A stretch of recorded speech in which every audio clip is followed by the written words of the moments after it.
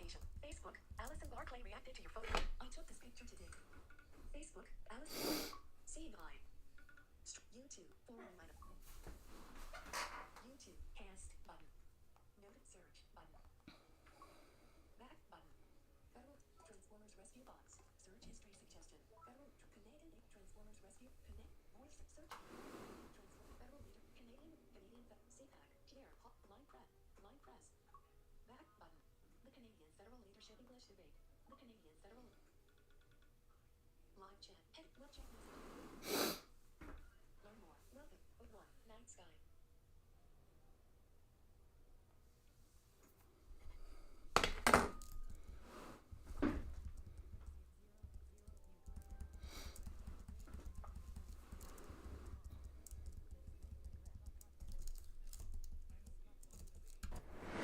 Hello everybody, welcome back to the Blind Press YouTube channel, and we are actually early.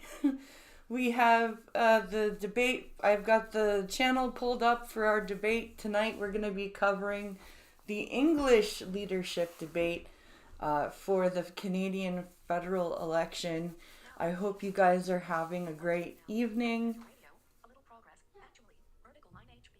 Getting ready to watch this craziness. I hope you're ready for an interesting night.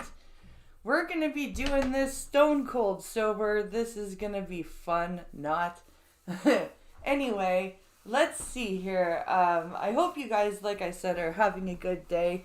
It was beautiful and it was sunny, and it was just a lovely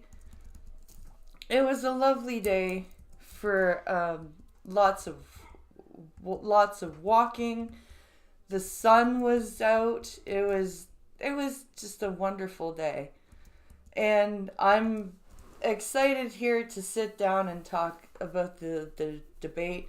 The French debate was last night, and I did watch some of it and live tweet some of it, and it was interesting. Jagmeet Singh was really angry, as he usually is in debates. I wonder how angry he will be tonight. We'll see. We shall see what's going on. We'll see how Mark Carney does. He was passable. That's the what's the word I'm looking for? The concise, the consistence of everybody. They're saying that he was passable. He was given more time to answer his questions than others would normally have been given, but that's besides the point.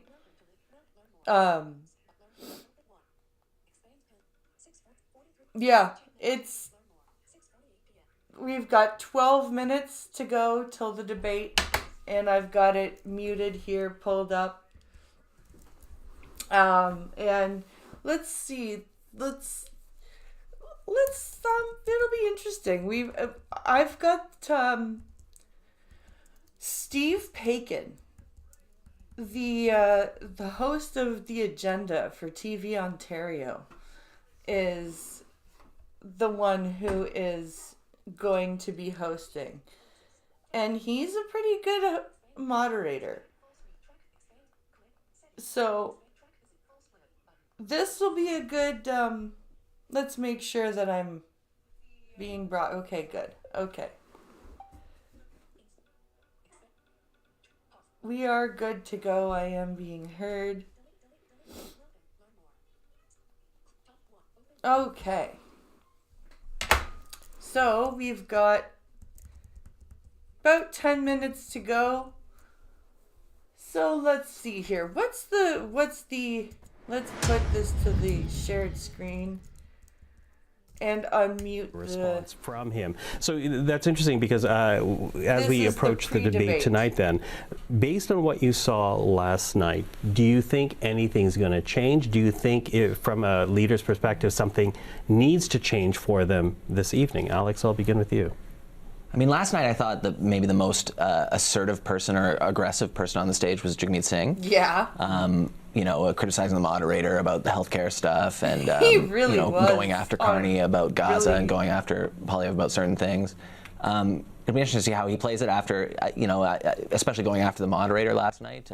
Yeah, that was a cut it the wrong stupid way, thing to potentially, do. If he tries to dial that back a bit.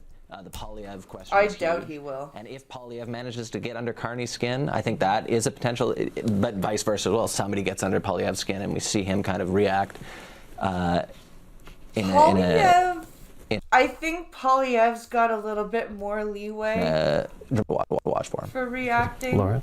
Well, I think tonight, like, the pressure's on Poilievre, and I think Yeah. that I think it's he needs to be definitely on exceptional tonight. Poilievre. So will He things does. change? I think if they're looking internally, they know that he needs to put out a top performance. What's up, Winning a cannibalistic? debate is based on expectations. It's not based on actually who did the best job. And so I think, given where the polls are at, Poilievre needs to Fuck the absolutely polls. The perform polls are tonight. lies. And so I'm really interested to see if he'll make some adjustments. I think he will make some adjustments. I think Yeah. he's a very talented politician. I think it's for him to have two distinctive debate strategies for English and French would come very naturally to him. Yes. And so I do think we'll see a different strategy, and I think that they need one. Okay, listen. I think he's definitely going to have a different strategy. I don't think it's The as atrium of the desperate Maison as they're Radio-Canada in Montreal before they actually take to the podium to begin the debate. They're going to do their bit of the photo opportunity. So Laurie, as this kind of rolls in front of people at home, just very quickly take a listen. You see there Steve Paikin shaking their hands. He will be There they moderating are. the debate. Steve Paikin, a well-known journalist in Ontario, anchor with is. TV Ontario. Laurie, what do you think in terms of changes, potential changes, things you're going to be watching out for this evening? Well, I think it's certainly a huge moment for Poilievre. I think Yeah. it's absolutely a make or break moment for Jagmeet Singh. I think he's looking at I think a really, really difficult set of losses, and I honestly, at the risk of sounding like a wet blanket, I don't know that there's really anything he can do in this debate that's going to change his fate all that much. I don't think that debates are built that way anymore. These are not the kinds of exchanges that we're going to see that impassioned, you had an option, sir, kind of moment. These are so highly scripted and so rehearsed, and I think this is just the way things are. This is not just about debates. This is about the way political communication works these days. There is a huge, need to avoid any kind of mistakes. So then that turns into a certain kind of communication. What It's are going, you even it will be saying? interesting to see what happens. I think for Carney, he's in the lead. In some ways, I think No, he's it's going to not. be a real challenge for him. Even though I take what the polls are saying, it'd be very, very unusual, a lot to see a swing in the direction enough that it would change things. But I think he's got to Why keep are this these people kind so of. focused He's on the the thing, not like the polls? They're others. so He's got to fucking keep the focus skewed. on the economic uncertainty, and he is the only one that's going to be able to deal with it. Eric, what would you say? Well, last night to me felt like a bit of a status quo debate. Everybody was playing it pretty safe, trying to achieve their very modest goals. Nobody really hit it out of the park there. And that's not going to do it tonight. It'll do it for Mark Carney because he's leading and he's the front runner. But the Oh other my leaders God, do have to do stop something saying exceptional. that. And for Pierre Poilievre, when I think about the debate last night, he kind of faded into the background a little bit. He needs to be much He more did, a little compose himself bit. on the debate, kind of set the tone a little bit. He didn't do that last night. He didn't need to do that last night, but he needs to do it tonight. And it's just, for Mark Carney, a draw is a win for him tonight, and so he can play it safe. Yeah, I want to dig a These little bit people into are crazy. the numbers and the calculation with you, Eric, though, because, again, last night was a French language debate. Of course, there are Franco-Canadians right across the country, but of particular importance in Quebec, given the number of seats in Quebec, given the number of Francophone voters in Quebec. And if Pierre Poilievre wants to form government, arguably he needs to do better than the polls are predicting he's going to do in Quebec right now. He's now facing the leaders once again in the English language debate. What's the potential to turn things around? Is government even It's okay. a potential for the Conservatives at this point, given, as you said, not a lot of It's the impact or change pre-debate that comes right out now. of the They're French language taking debate their last night? photos and everything. I mean, the odds are always potentially there. We can't say that something spectacular can't happen tonight when it comes to the Conservatives. But in Quebec, you could play it safe because their ceiling was maybe an extra 2 or 3 seats. In the English language debate, it's everything for the Conservatives. They need to not only win a handful of seats, they need to swing 40, 50, 60 seats in Ontario based on where the polls are right now. They need to swing a dozen Yes, seats he in is. British Columbia. They need to do a lot. And for Pierre Poilievre, Don't forget to the share French the language debate stream, might have been a good peoples. opportunity to shore up the support that he has in Quebec. It's one of the places where they have more support than they did in the last election. But tonight, it really is that he probably can't lose the election tonight, but he can win it tonight. But if he does it, again, it would be the kind of thing that we'll talk about in decades to come. So Yep. are we in for that kind of night or not? One of these historic evenings, I guess we'll find out. See, I none of think you are we going to leave now. See, that might be what we're watching out for here. But, you know, let's break down that a little bit more, though, Eric, because regionally, from my understanding, the Liberals clearly have the lead in Atlantic Canada right now, Yeah, clearly this is have the just lead the in Quebec right Maritime now. And even in Ontario. So can you talk to us a bit about the numbers that you're tracking there? Yeah, well, in Ontario, the lead the Liberals have is roughly about 9 points, and we've seen that hold pretty firmly throughout this election. And that is a bigger margin than Trudeau won with in his minority governments, and you know it's similar to when he won majority If government in they vote 2015. in Carney, The Conservatives I will need lose to be total leading in faith Ontario. in- They need to see a huge swing in Ontario. So.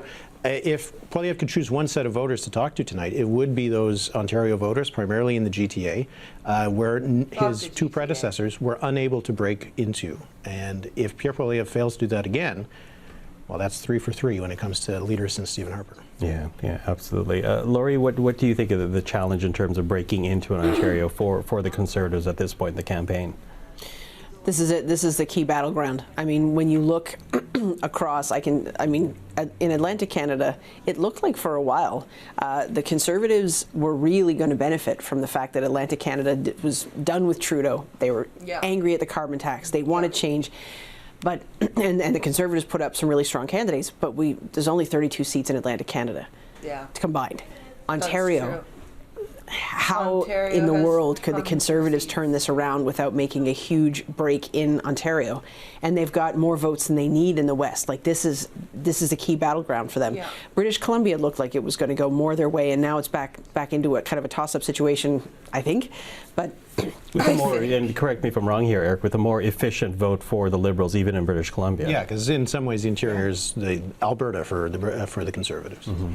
yeah, and so I mean, it's hard to see how this will, would go any other way, than Liberal, unless the Conservatives There's are really lots able of to blue build something signs in around Ontario. Ontario. And I have to think That's what I mean. Poilievre's These people, trouble in terms they're of trying to sitting here build going, support "Oh, among the women polls, the polls, must be the a polls." significant, Like, drag they in are terms of him so trying to bring his numbers up in Ontario. Not What is the looking at split with women when it comes to Poilievre, Eric? Usually the Conservatives are behind by 15 points or so among women, and it's more or less a toss-up among men.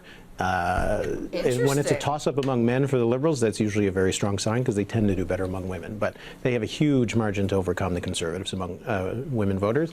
And, there's not a single woman on the stage tonight. Yeah, which was noted Well, last night as well. Not a single woman on that stage. We only have about a minute left before I have to throw Alex, Laura, any final words you want to share before we go into the debate?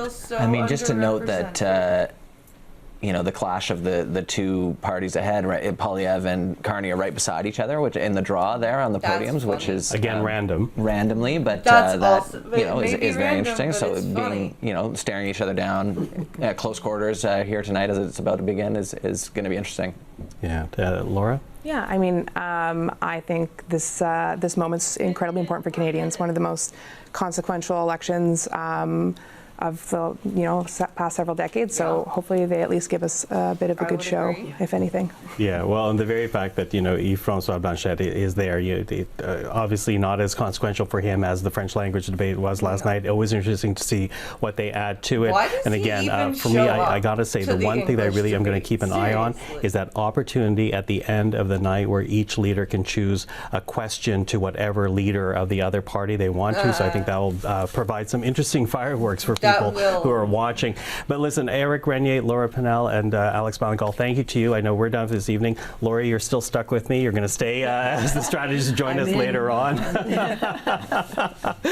But for people at home, thank you. You are watching CPAC, the Cable Public Affairs channel. We're going to bring you now to the atrium of the Maison de Radio-Canada. Again, this is in Montreal, where the English language leaders debate will be taking place. The only English language debate of this 45th general election. I'm Michael Serapio. Here is now the debate. We'll see you right after. All right, folks. Live from the atrium of Maison Radio-Canada in Montreal, 4 federal leaders will debate for your vote. The leaders are here and ready to go. Mark Carney, Pierre Poilievre, Yves-François Blanchet, and Jagmeet Singh. They will debate the major challenges facing our country, from tariffs to the cost of living, public safety, energy, and leading in a crisis. And I am doing this. Good evening, everybody. I'm Steve Paikin, your moderator for tonight's debate. Each leader has agreed to the following. No notes. Answer the questions. Stay on theme. Stay on time. How much each leader speaks will be counted on these clocks, visible to the leaders and to you at home. This is the 2025 Federal Leaders Debate. All right, here we go. Well, welcome, leaders. Good to be with you here tonight in Montreal for what I'm sure will be a memorable evening. Our first theme is tariffs and threats to Canada. Good. And we will begin with a round of questions. You will each have a minute to answer, and then we'll go to open debate. And the first question goes to Mr. Carney. Okay. What is the starting point for negotiations, Mr. Carney, with the United States if, as you have stated, our relationship with the U.S. is over as we know it? Well, first, Steve, may I thank you and also thank fellow leaders for their service to Canada, people at home for taking the time to watch. I just want to underscore the premise to your question, because I think the relationship that we've had with the United States, relationship over the course of almost the last 4 decades, which has been one of steady and increasing integration, has fundamentally changed because the president is looking to fundamentally restructure the trading system. So the starting point has to be one of strength. It has to show that we have control of our own economic destiny, has to have a clear plan here at home to build this economy, to diversify our trading partners with like-minded countries, and also has to have a position of strength in terms of our reaction to the U.S. unjustified tariffs. And that's why we have put in place counter tariffs that have maximum impact in the United States and minimum impact here at home. Mr. Poilievre, would you do anything differently? Well, first of all, thank you, Steve, and thank you to our fellow contestants here today. It's an honor to be here. Our fellow What would I do different? contestants. Well, I'll start by what I would do the same. I think we do need to counter the American tariffs with our own to deter this economic aggression. We must make clear that we will always be sovereign and independent. What would I be doing differently? Well, we need to be in a position of strength. The Liberal government has weakened our economy with anti-energy laws, red tape, and high taxes that have driven $500 billion out of our country into the United States and made us incapable of shipping our resources overseas. True. That weakness threatens our ability to stand up for ourselves. So what I do, I would cut taxes, red tape, and approve our resource projects so that we can get our goods to market and bring home the jobs, so we stand up to President Trump from a position of strength. Mr. Singh, you get the next question. Can we trust the United States to work with us on matters such as Arctic sovereignty and defense policy? I think we've seen, first of all, good evening, everyone, and thank you for tuning in, and thanks for the question, Steve. We've seen what, for a lot of people, feels like a betrayal when we look at the United States. I grew up in a border town. I grew up in Windsor. And we saw how connected we were as a city and as a community. People lived on one side of the border, worked on the other. People traveled back and forth all the time. Yeah. We're in the automotive capital of Canada, and we knew how important it was to be able to build cars in Canada. But we saw that those cars went back and forth across the border. Seeing what Donald Trump did to attack Canada in this unprovoked way without any justification really felt like a betrayal. And so Canadians now are right to say, well, we don't really trust Donald Trump at this point, and we can't really have a lot of faith in him. So when it comes to our Arctic sovereignty and our security, we need to make decisions that are in our best interest and no longer be so dependent and so reliant on the U.S. And that's what I would advocate for, making sure we are resilient, independent, and less dependent on the United States. Monsieur Blanchet, for you, what supports would you want to see for industries affected by tariffs, many, of course, of which are in Quebec? Many of them. Okay. First, be all welcome in Quebec and Montreal. You have me because I try not to speak English in Montreal. However, I think we should never underestimate the threat that Mr. Trump poses on Quebec economy and Canada economy and Mexico economy. But we must acknowledge the fact that the economy of Quebec is built differently. The challenges are not the same. The necessity for Quebec to have at least partly its own voice in the negotiation is important. The difference between Quebec and Canada is very important in terms of economy, but also in terms of identity and language and values and who we are and the way we want to handle immigration.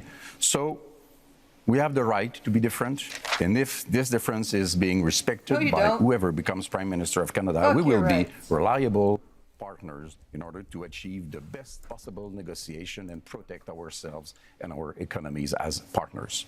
Merci, Monsieur Blanchet. Okay, we now move into open debate, and I'll start it off, Mr. Carney, with you, and then we go from there. Do you still support dollar-for-dollar tariffs, even if they ultimately threaten Canadian jobs and businesses? No, and in fact, we've already moved off from dollar-for-dollar tariffs. We have to recognize, and I think we all do, the United States economy is more than 10 times the size of the Canadian economy. Well, and the principle in terms of our counter tariffs is to have maximum impact in the United States, as I said a moment ago, minimum impact here. So we have to think about the impact on Canadian businesses. I'll give you one example, if I may.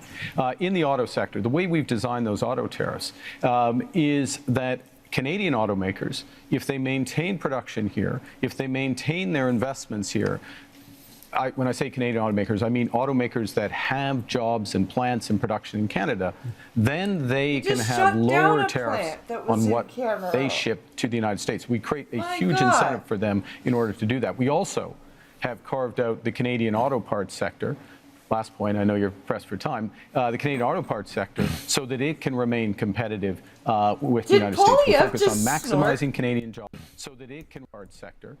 Last point, I know you're pressed for time. The Canadian auto parts sector, so that it can. You claim that you want our country to respond with strength, but after the last decade, half of which time you've been Justin Trudeau's economic advisor, our economy is weaker than ever before. It's been the worst growth in the G7. We've lost $500 billion of investment south of the border. You supported blocking pipelines in Canada that gave Donald Trump and the U.S. a near monopoly over our energy. And now you want to keep in place Bill C-69, the liberal no new development law that blocks us from shipping our resources overseas. How could you possibly think it's a good idea to give the Americans a continued monopoly on our energy projects when you have seen how much these liberal policies have weakened our country over the last decade? Let Mr. Carney respond, and then Mr. Singh. Sure. If I may, yes. So let's go to my record. My record is a month long as Prime Minister. And this goes to the heart of coming to the Americans with strength, but doing the right thing for Canada. Within the first week as Prime Minister, I sat down with all the premiers of the provinces and territories, as well as the leaders of During my the first Indigenous week of peoples. Prime Minister, I Got did an my agreement job. with all the provinces and territories, doesn't happen very often, got an agreement for them, to have one Canadian economy instead of 13. First point. Secondly, to commit the federal government to do its part by Canada Day. So free trade in Canada by Canada Day. Thirdly, the federal government to commit with respect to project review. The question was about pipelines. I'm getting to it. I'm getting to it. One project, one review, and relying relying getting on there. Yes, it is possible on our system. No, it is the impact assessment. It is My agreed God. under the impact assessment framework, and we have a cooperation agreement with British Columbia already. We're looking forward to them with the other provinces. We will move forward. Mr. Singh's turn, please. Of course, we agree around having a strategic response to the United States. But what I'm concerned about is what we're doing here in Canada.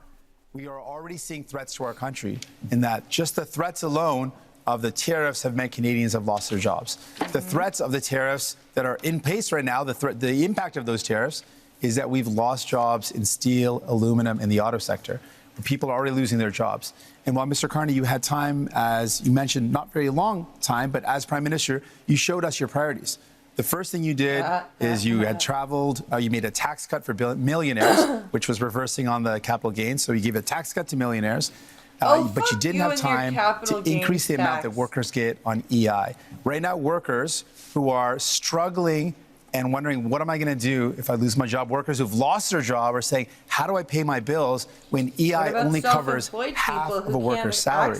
Maybe 40 years ago that would have worked, but right now most workers are spending their entire salary just to pay the bills, to pay their mortgage and their rent, and to put food on the table. So EI is not good enough, and it shows Canadians that you didn't make it a priority to protect those that are impacted by these tariffs, that are threatened because their jobs are lost. We have not heard from Monsieur Blanchet yet in this segment, so please. Yeah, Mr. Carney, you are becoming a real Canadian leader, saying one thing in French and another one in English. You said in British Columbia in February that you would force oil and gas through pipelines through Quebec, either we wanted it or not. You would use emergency powers in order to do so. And 2 days later in Montreal, you said that you would never do that without the approval of Quebec. What's the point of using emergency powers if you do have the agreement of Quebec? However, I do agree with you. It's important to be very strong in front of Mr. Trump. However, I would keep the dollar for dollar policy. Don't be weak in front of Mr. Trump. And those counter-tariffs have to be targeted.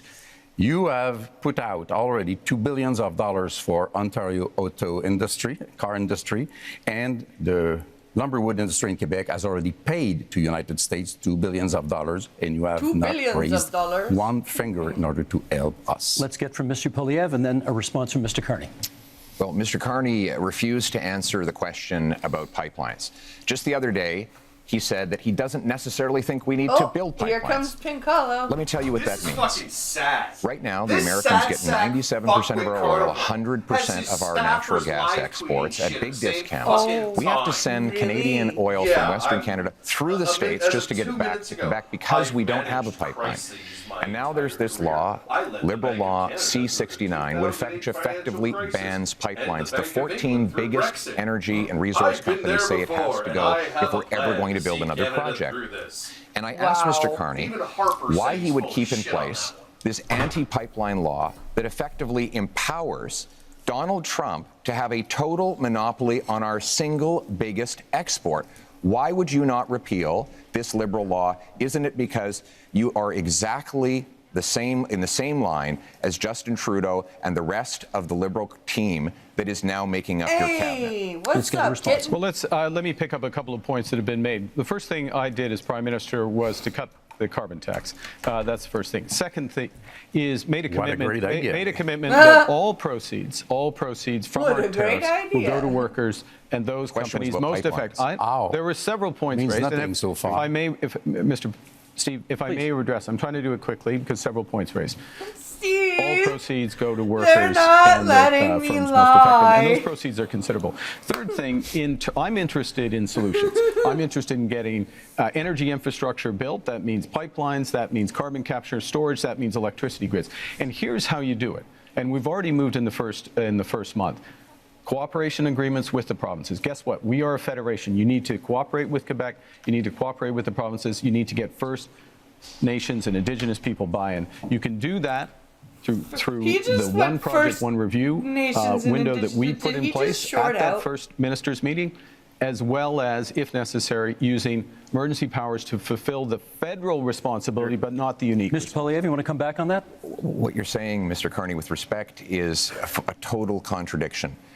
The No New Development Law, C-69, he's like, how do I guarantees call there him will a not be liar one-stop without shop saying because he's it a liar? requires the government of Canada to actually duplicate So the what same, Mr. Poilievre is saying is that have no rules, project. have no regulation, have one have no stop control shop. over any energy Mr. Singh, development. we just got to let him That finish big his sentence. polluters pollute. Let's just let him finish his sentence. That is not true. In fact, Mr. Singh, the reality is we should have strong rules enforced once. We shouldn't have multiple It's the first levels time I of heard you care about referral the environment. that takes it Shut takes now the fuck 17 up, years Singh. to get a major project approved in this country. That is why in the last 10 years we've had the worst economic growth in the entire Liberals G7. bought a pipeline and we built a cannot pipeline. afford Oh my a God. liberal term. Would you we need shut a change. up? And the Conservative plan for a change will include repealing the anti-pipeline law so we can get our energy to markets other than the United States. Mr. Singh, then Mr. Carney. While these two compete about who's more pro-pipeline, I think what we need to do is, I mean, it's clear. The Liberals bought a pipeline. They built a pipeline. I don't know what Pierre is complaining about. That's what they did. I think what we need to do, if we're talking about energy in our country, we need to build an east-west grid. Let's use our power as a nation to build a national project that creates good jobs, that strengthens us for the future, where we connect the low-cost energy from jurisdictions and provinces across this beautiful land and have low-cost energy for businesses, for people, so we can build a stronger economy. That's the energy of the future that we need. Would you do that? 3 quick points. First, the pipeline built, yes, TMX built. That's why oil exports up 50% over the course of the last few years. Secondly, I don't think that's a bragging point, Mr. Singh is absolutely right about the East-West grid. Grid interconnections, which is part of the energy corridor, huge opportunities for this country. We have to be able to do more than one thing. Third point, fundamental point. We can give ourselves far more than Donald Trump can ever take away. If we have one Canadian economy, What not does that 13, and if mean? we just look at that agreement we got with the provinces, one look at what economy, Ontario not and Nova 13. Scotia have just announced in terms of their steps towards this, this is within our grasp. Monsieur Blanchet, what should we be prepared to concede in our negotiations with the United States? I want to be back to something that Mr. Carney said. You can't do something and the opposite, and you can't fill people's mind with nonsense. Quebec has, by law, its own environmental review institution, and you cannot, through a federal decision, even through a Quebec government decision, He's not wrong. He's right. He's right. They do have a law that I can't remember what the law is, no, but that is true. it's no. I know. Good. I know, Let's but this keep is that in mind. This is the point. This is, if I may, this is the If point. I The may. federal government can do the following, which is to take the decision to abide by the decision of the Quebec BAP. That is within the federal government's power. That is known as cooperative federalism. That's what we need to And do. do you in a- understand this one is other what- point, This is fast? what we need. If we, I mean, this is what we need to do in a crisis. Brève Moïse, and then Mr. Poilievre. Yeah. The building of those pipelines will take at least 10 to 14 years. Yeah. Mr. Trump will be 90 years old, not president no more, might- and somebody, try. of course, less terrible will be there before you can even dream of having oil through this pipeline of yours. We're less than a minute to go. Mr. Poilievre, I promised you next.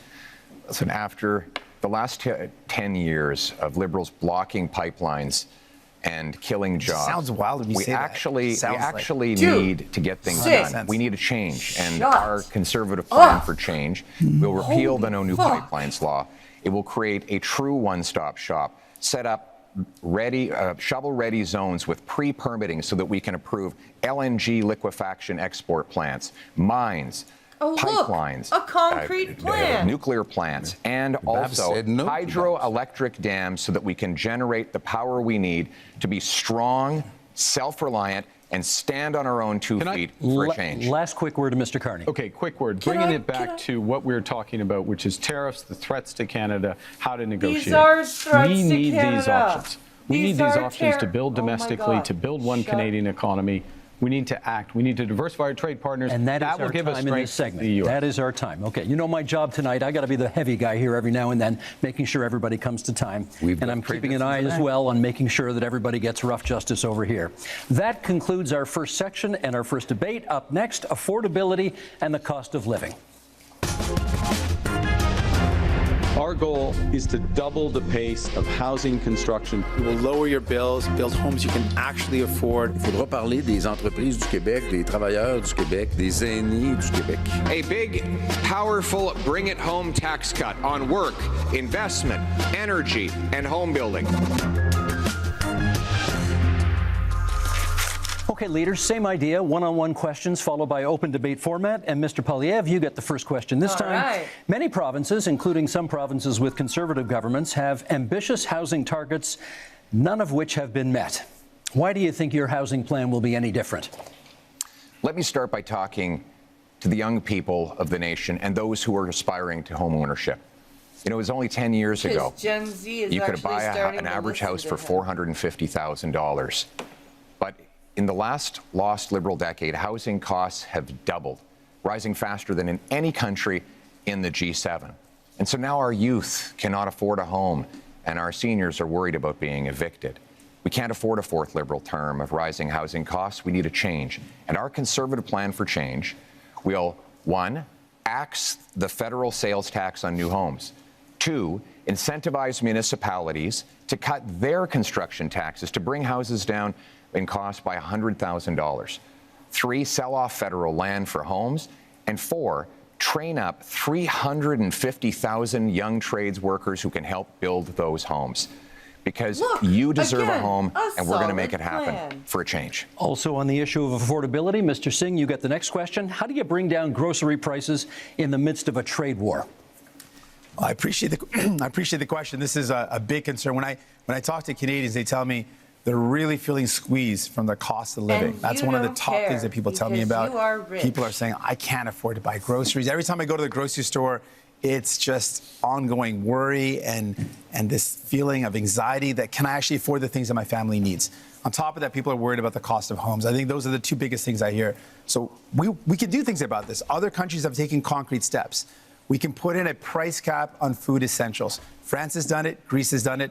To great success. It's brought down the cost of food significantly in both those jurisdictions. We can also ban corporate landlords from buying up the affordable homes to keep homes that are affordable.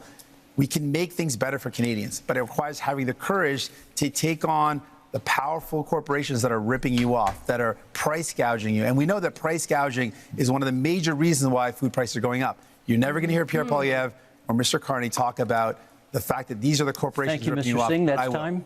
Mr. Blanchet, I want to ask you about old age security, which will soon cost this country $100 billion annually. We understand you would like to expand it. How would you pay for that? We would want it to be just for everybody because the Liberals have created a discrimination against elders which are 65 to 75 years old, having 10% less income from federal government than those who are over 75. But the best way to do it is to have everybody pay its fair share in terms of tax. How? Which means that What one tax should not would be you- entitled to hide money in fiscal paradise in order not to pay him or his clients or friends, not to pay billions of dollars in That's taxes that directed could right be at Mark used to help the situation of elders. Those are things which are supposed to be applied to everybody. There are a lot of questions to be answered about that. Other ways to do it is to reduce the pressure on housing price, to make sure that the whole budget of elders and families and workers can afford houses which have increased dramatically in price. Monsieur Blanchet. That's time for this one. Mr. Carney, I want to ask you about housing, which over the past decade has gone from a problem to a crisis while the Liberals were in power. Is your policy on getting homes built any different from your predecessors, and how?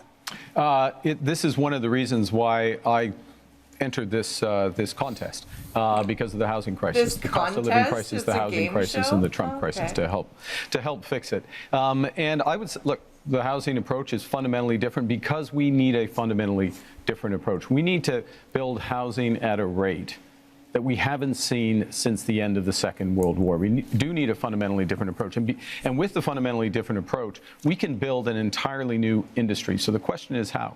Now, Mr. Poilievre and I agree on some things. Okay, I agree as well on reducing the tax on first-time home purchases as a way to buy. You stole that from I him, am focused on increasing the supply of homes. and doing that in a way that uses Canadian technology in modular, prefabricated housing, that uses Canadian lumber, including in reinforced timber, and uses Canadian workers. And in all respects, we're scaling up to double the rate of home building. Thank you, Mr. Carney. That's time. We now move to open forum here. And Mr. Singh, you get the first comment. Many of you have pledged to cut the GST on many aspects of buying a home. And Mr. Singh, I want to ask you, would you cut the GST on anything else in order to make life more affordable? Yes, absolutely. In fact, I'm the only one on this stage that fought to give people a GST holiday. Interestingly, while the GST holiday helps working class folks, middle class folks by taking off the GST off essentials, the Conservatives under Pierre Poilievre voted against that. They opposed the idea of giving people, actual folks that need help, a tax break, and would rather give millionaires a tax break, which shows you whose side he's on, which is not surprising. But what is surprising is that Mr. Carney also said that giving people a break on their GST is a bad idea. Mr. Carney, why do you think giving a tax break to capital gains folks that earn more than $1 million is a good idea, but helping a family afford their groceries, helping people afford their bills for their internet, their cell phone, their home heating, giving them relief to take the GST off those is a bad idea, but giving a tax break to people who really only earn over more than $1.4 million, that's somehow a good idea. Okay, you went after that's your numbers. You went after Mr. Poilievre first, so I'm going to give him the first shot to respond. Well, Mr. Carney, the reality is that housing costs doubled under the Liberal government, while Justin Trudeau made exactly the same promises that you are now repeating today. He promised that he would double home building. In fact, home building went down. He promised that he'd reduce the cost. In fact, it went up. And here we are.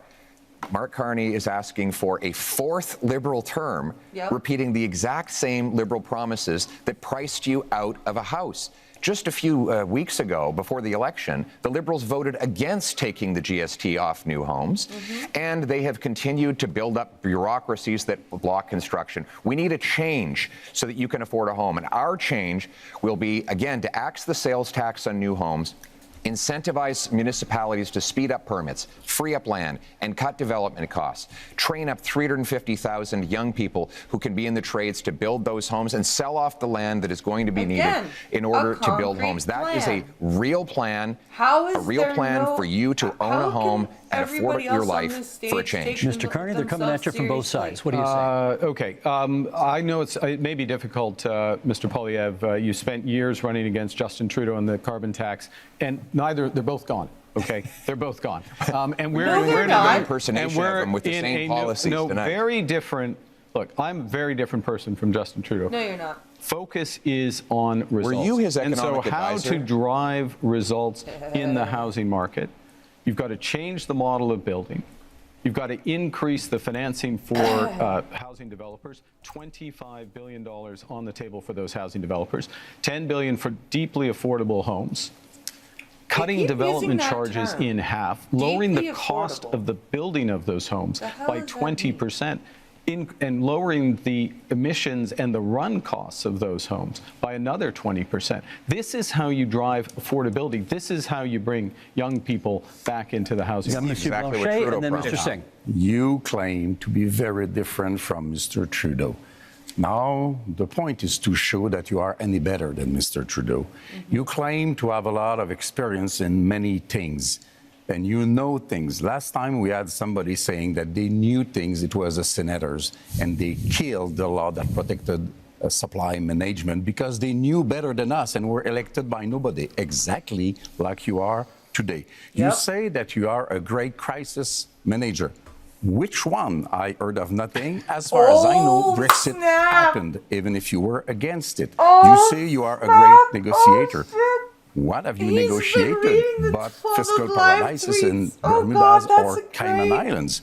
You have to prove something, and you have to reveal what you own in those companies if you want people to believe you. Mr. Singh, you wanted to. Yes, returning to the topic of housing. Now, it's very important. Obviously, we need to build homes that people can afford. Mr. Poilievre had the opportunity to show us what he could do. He was the Minister of Housing under Stephen Harper. And during that time, guess how many homes he built? He built 6 homes during that entire time. This is not something you can trust to build homes. He built 6 homes. 200,000. This has been confirmed again and again. He built 6 homes. That's it. Now, the problem, though, with Mr. Carney as well, he's laid out a plan. The problem is that when he was the chair of Brookfield Investments, This is a company that I made a think you strategic mean he decision built 6 to buy up like, affordable homes in cities like Toronto, subsidized where people were paying a decent rent. complexes. And they purposely bought those homes, kicked out the tenants, and jacked up the rents. That is not someone you can trust, sadly, to deal with the housing crisis when, Mr. Carney, you profited off of it. We're going to get responses here. Mr. Poilievre first, Mr. Carney second. First of all, Mr. Singh, hold this up to remind you. the Toronto Six right Star. Wow, dude. Holy shit. Responses. And I appreciate neither Liberals or NDP are very good with math, but in that year, the year I was the minister, if I could, the year I was, let's let him answer. in the year I Mr. was, Singh, the year I was face. minister, we had 200,000 homes built, and guess what the average price of a home was at the time? $450,000. And guess what happened And at the end of the Conservative reign? one bedrooms rented out for $900, and that since that time, housing costs have actually doubled under the Liberals. They doubled and on now the we have Conservatives, too. now we No, have they Mr. fucking Carney didn't. making tens of billions of dollars of spending What are you promises that talking will about, as well. continue to build bureaucracy. We don't need more bureaucracy in Ottawa. We tried that for 10 Liberal years, Mr. Carney. What we need is to build homes in communities. Certainly and don't that need means Conservatives. axing taxes on home building Singh, and getting the he's government not out of the way talking so to that you builders anymore. can actually build. I think- Mr. Mr. Carney, Carney, can I pick up- you are on housing. We need Can a I- change, and you, sir, are not a change. Mark Carney. I'm going to pick up on, I thought that answer was quite revealing. The first thing is that it's an attitude towards housing that absolutely ignores affordable housing, deeply affordable housing, issues with vulnerable people, ignores the rental market, ignores all fuck is other a aspects deeply of it. affordable So the house? 6 are the relevant. Mr. Singh is absolutely right. The 6 are the relevant. 200,000. The 200,000 are a different part of the housing market. There are many Canadians. There are many Canadians at different income levels. The second thing it reveals There is are. a misunderstanding, Oh my goodness. or Well a misunderstanding. done, I'll be sir. polite.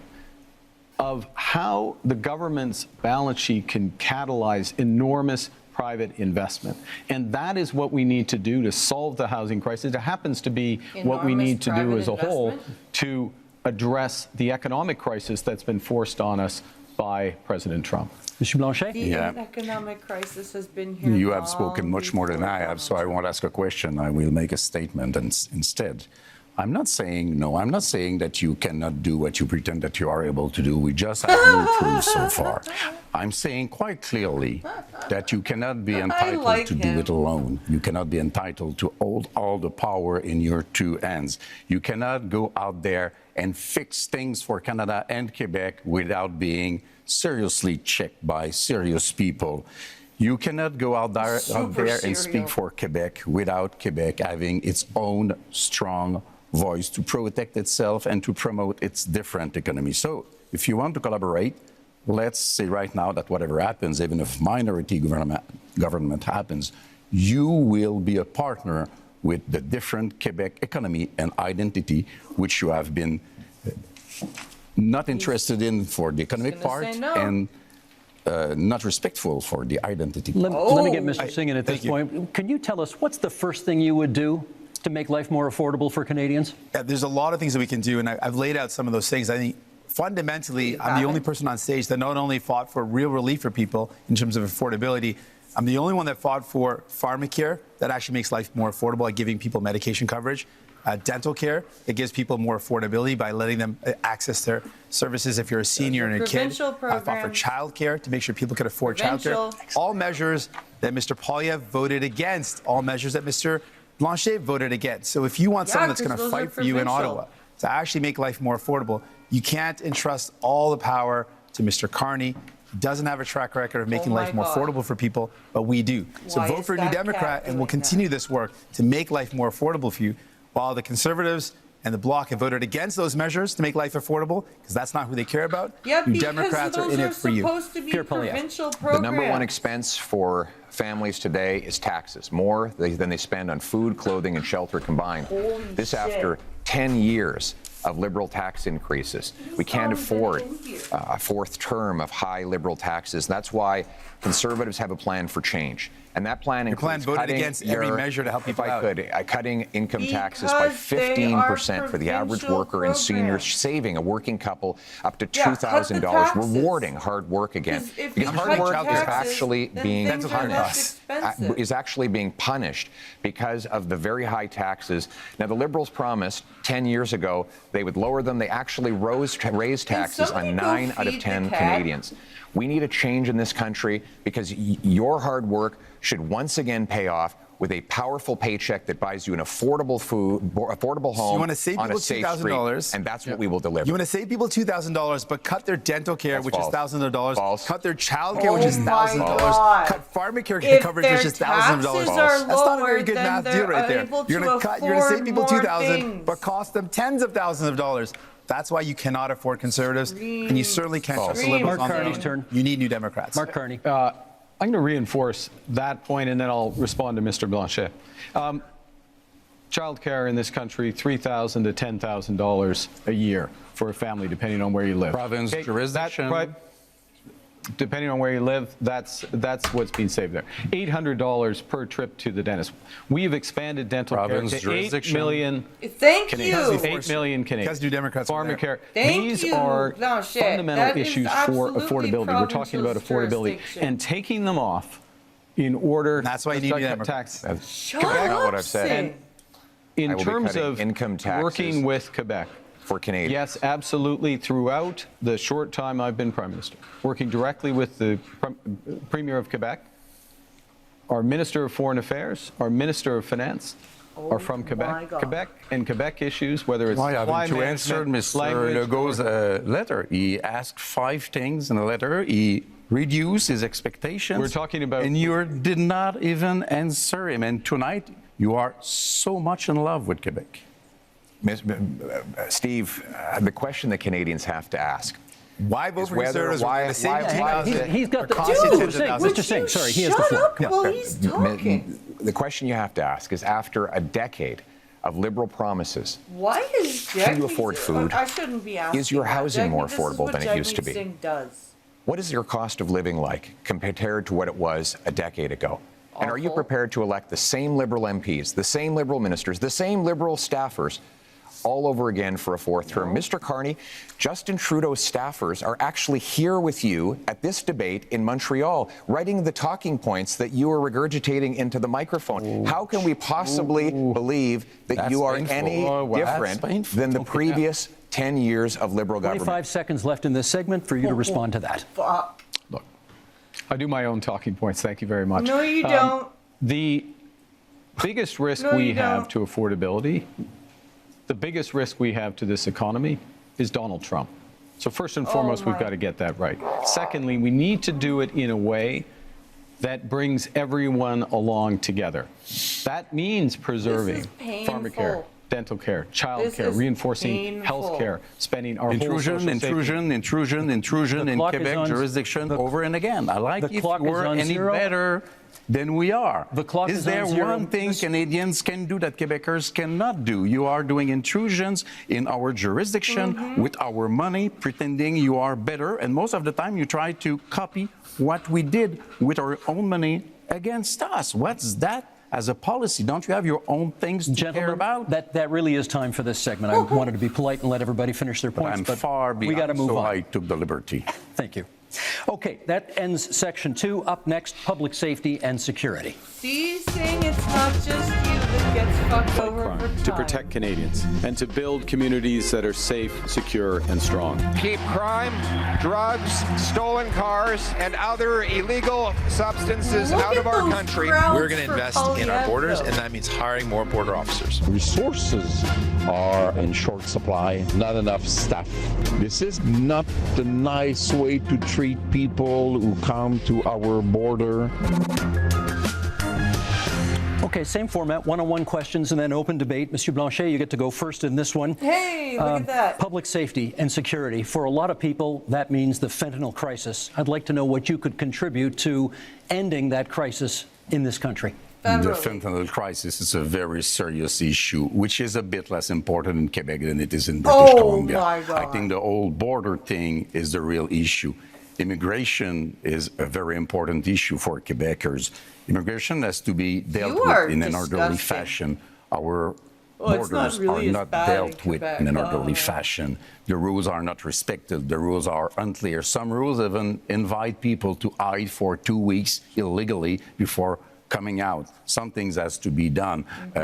The situation of one person asking for asylum may take as much as 4 asylum? years without us reducing It's the number in asylum, order sir. to deal with them in a human way. The services for every citizen in Quebec are being reduced because we cannot afford the fact that we are receiving much, much more people in Quebec from this specific type of immigration than we can afford, and we cannot teach them French. That's time, Mr. Blanchet. We can, of course, return to the immigration issue during open debate should you We choose will. to.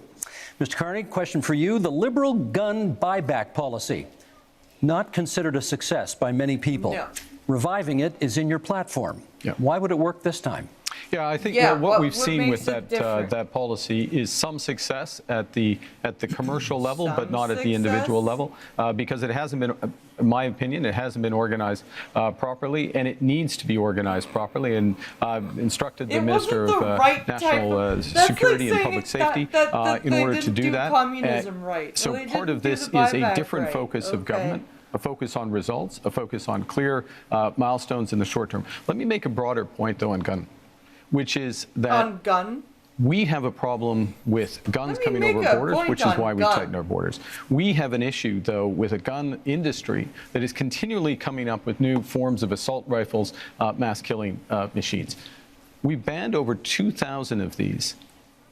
Every single time there has been a vote in the House of Commons on gun control, Mr. Poilievre has voted against it. You can't be tough on crime unless you're tough you want on to guns. take people's Poilievre, you can come guns back on away. that in the open debate if you want to, but my question for you in this segment is, Indigenous people are statistically overrepresented in our corrections system. Are you concerned that your tough on crime platform will make that worse? I'm concerned that Indigenous people are disproportionately the victims of crime. I give you the example of a wonderful group of Indigenous people who came under attack in Saskatchewan, and many of them were murdered. Killer was out of jail after 60 prior convictions. This is the result of 10 years of liberal laws that allow the same offenders to be released dozens and dozens of times, even when it's known they are a danger.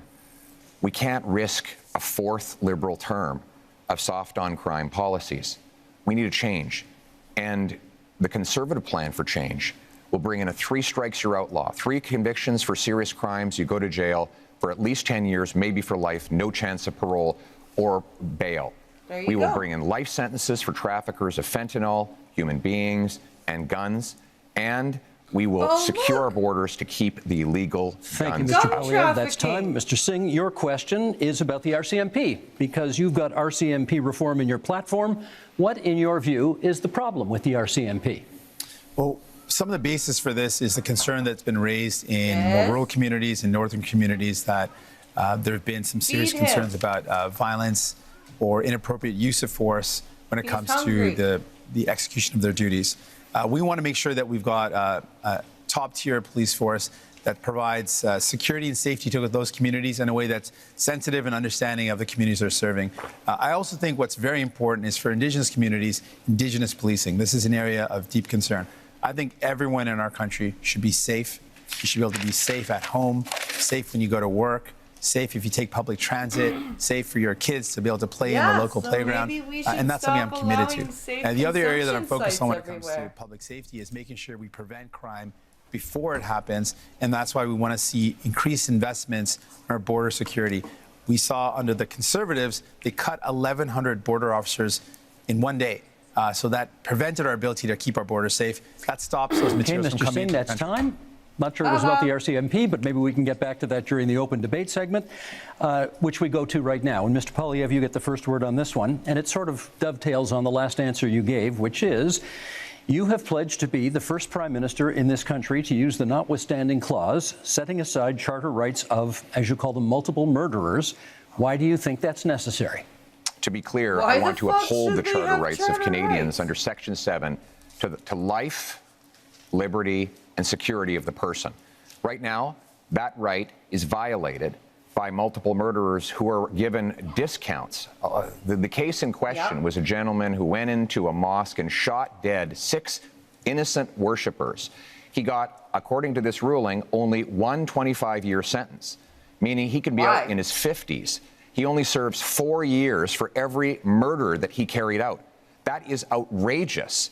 And I will use the constitutional powers that are created for this purpose to ensure that mass murderers stay in maximum security penitentiary for life. They will only come out in a box. We will also pass tough new laws that prevent repeat offenders from getting out. If you commit 3 offenses under the 3 strikes law I propose, you will not be allowed out of jail until you prove that you are drug-free, that you are behaved perfectly, and that you've learned an employable skill, and you've served a 10-year sentence. We cannot allow liberal crime and chaos to go on terrorizing our communities. What we need is a real plan for change so that we can bring back the safety and the security that Canadians used to take for granted. Let me get Mr. Carney to respond to that. Do you think that's an appropriate use of the notwithstanding clause of the Charter? I think that the one of the core responsibilities of the federal government, Prime Minister, is to defend the fundamental rights and liberties of Canadians.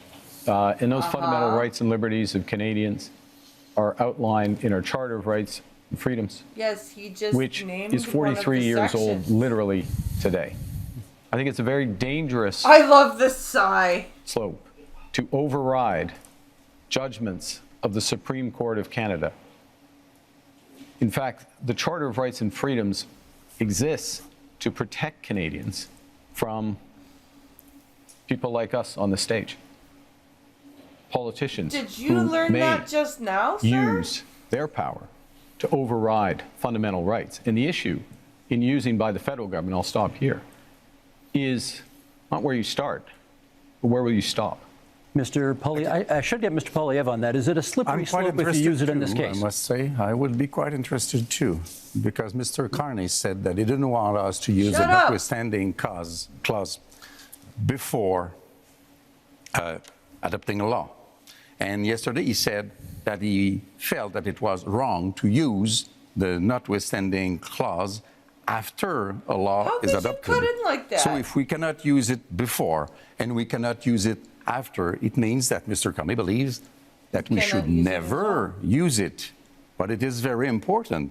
And the Ford case made it clear. The Constitution says how it should be used, but never how or what we will do with it, because it's the prerogative of the provinces. So do you want the Supreme Court to overrule another judgment of the same Supreme Court because you don't like it? Because that would be being the hell of a politician as you define them. Well, let me just start by saying, first of all, thank you. I just started by saying, let's not let Mr. Poilievre get away with making this ludicrous claim that anyone on this stage thinks that violent crime should get a less severe penalty. Obviously, that is not a special position that he's taking. Everyone agrees that horrible crimes should have horrible sentences. Why is Judges Poilievre are not equipped to getting do a that. chance to So don't let Mr. Poilievre's rhetoric confuse people. Obviously, everyone agrees that if someone does something horrible, they should pay a horrible price for it. There should be appropriate sentence that's put in place by a judge. But what I'm concerned about is all of what Mr. Poilievre is talking about is after the fact. Now, there's heinous things that happen, and there needs to be severe penalties put in place. But we also need to keep communities safe. And that's what my focus is. Well, how do we stop crime before it happens? Much of the violent crime that's committed is committed by illegal handguns and firearms that come across the border. Now, Mr. Poilievre has admitted that as well, that it is illegal handguns and illegal weapons that are used in violent crime. So our plan is, let's stop those illegal weapons getting into our country in the first place. And the way we do that is by having stronger border security officers and having more people on the border. Mr. Pierre Poilievre, when he was in power in the Conservatives, they cut the number of border officers. They reduced the number, weakening our borders. Keeping an eye on we time can't here. trust them Let's to get do back these to type of Mr. things. Poilievre on the issue of whether in using the notwithstanding clause under these circumstances would be a kind of a slippery slope and encourage politicians to use it more. No, we will use it to protect the charter rights of law-abiding Canadians. I'm interested in the rights of victims. Mr. Carney seems to be very interested in the rights of criminals. He says that it's dangerous for me to ensure that mass murderers stay behind bars for life. You know what's dangerous? How is that dangerous? Turning them loose on our streets. I don't think you appreciate, sir, the chaos that is unfolding in communities. In Toronto right now, the police have been forced to tell people to just let the thief steal the car. When they break into the house, just take the keys. Just let them take the keys so that you don't get hurt. People are living in terror in many of our communities precisely because of the catch and release bail law, C-75, which requires judges release the accused at the earliest opportunity under the least onerous conditions. And every single member of your Liberal caucus and your Liberal cabinet voted in favor of this bill, and they are all determined to keep it in place, despite constant promises to the contrary. True. Mr. Carney, Canadians deserve to live in peace and security. That is the right that I'm fighting for a change. I'm fighting for that as well. And let me be specific about two things that have been raised. The first is with respect to these issues of car theft, home invasion, and I'll use the GTA area where there has been a sharp increase. How do you attack that? You attack it several ways. One, you increase the criminal penalties for that happening, particularly if you're part of the gang, particularly if you use a firearm. And you will do that, and we've doing so. We've committed to doing so. You put in place a reverse onus in terms of bail, so that it has to be proven that there's not a risk, which we've also committed to. And then you go to what Mr. Singh was talking about, which is we have to reinforce our frontiers. That's why we're committing to an extra 1,000 Canada Border Service agents, an extra 1,000 RCMPs. That's why, as part of the broader fentanyl initiative, where we've added to the RCMP there, we've added drones, we're adding helicopters, we're adding surveillance, and we're going to the other end of the chain with respect to car theft, which is tightening security at the ports. This is what we need in order to get results. Containers for you need to stolen focus vehicles where yet? at both ends of the chains in federal. Jagmeet Singh. Thank you very much. I want to talk about one of the issues that has come up is the idea of the public safety concerns around the overdose crisis and how this is devastating our communities. We're seeing so many lives being lost. In that, we know that one of the ways to address that is by investing in some of the solutions like mental health services and rehabilitation services. Services keep our communities safe, having access to those good services. Both Mr. Carney and Mr. Poilievre are proposing cutting government spending and cutting those services. That's not going to make our communities safer. We need to see better investments in rehabilitation services, more investments in mental health. We need to respond to this serious crisis in our country with care and compassion. I've met with Moms Stop the Harm, an organization of moms that have lost their children to this opioid overdose crisis. They've literally had their children have died because of this. And they're saying we need to do everything possible to save lives, to stop this death from happening. And I think we need to listen to those moms, and that's my commitment. Ms. Blanchet. Two things as rapidly as possible. First, we believe that we should act on crime gangs and organizations, defining them as we do for terrorist organization.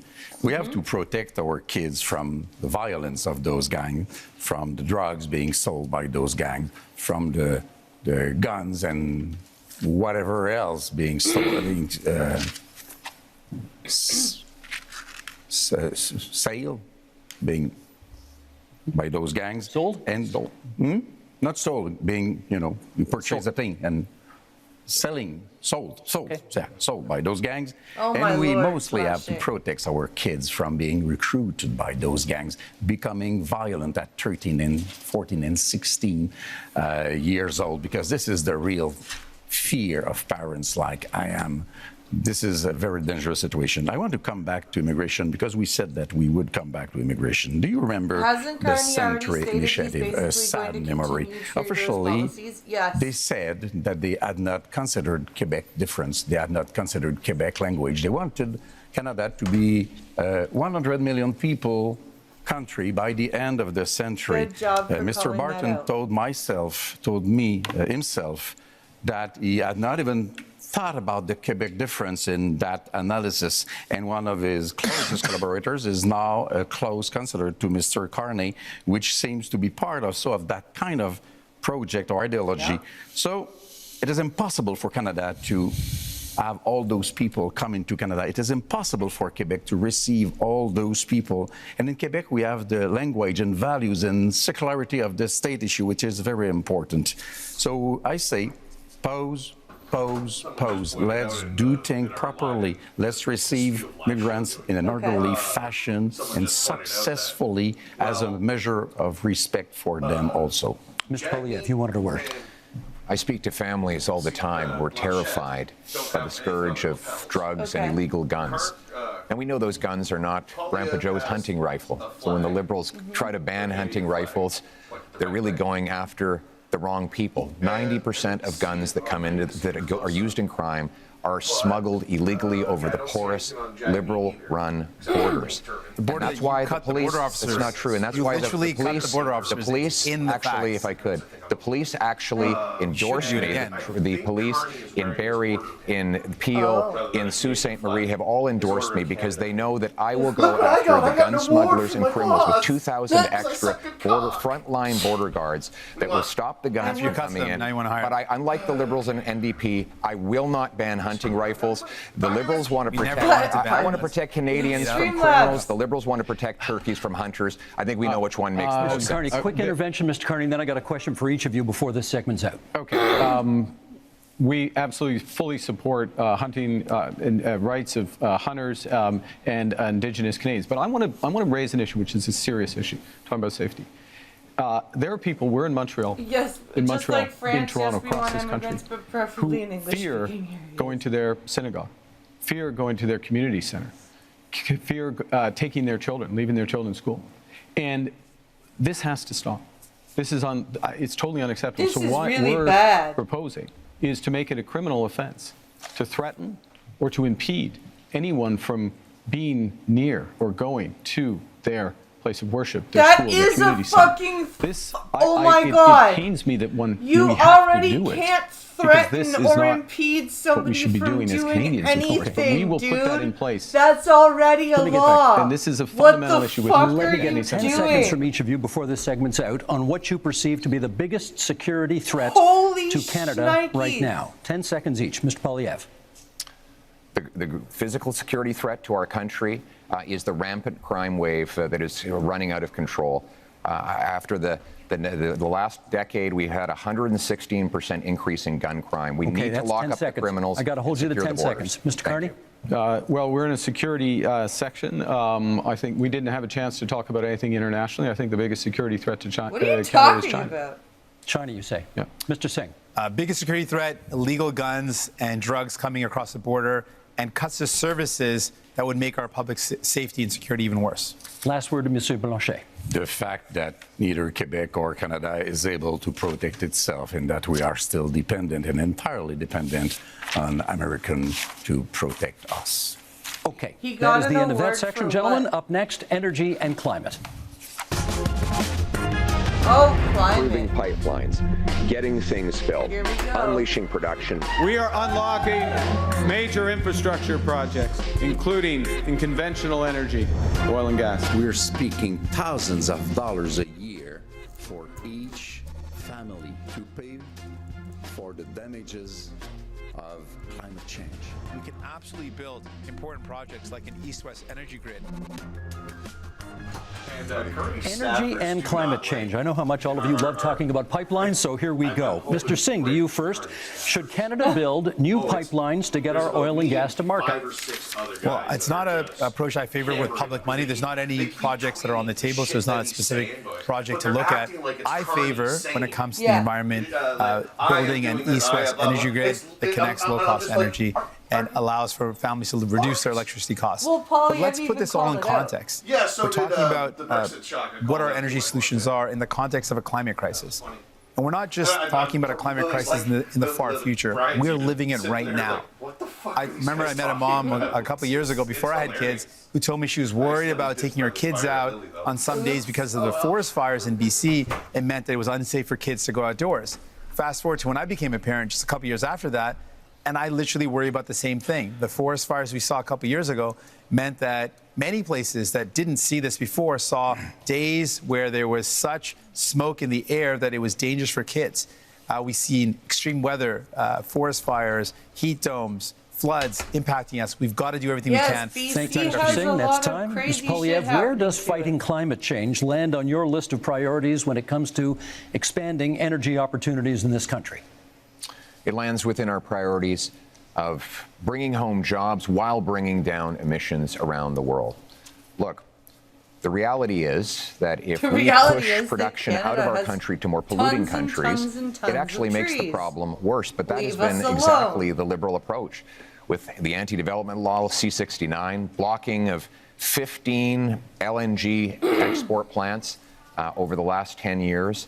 We have seen more of those jobs go abroad. I want to bring them home.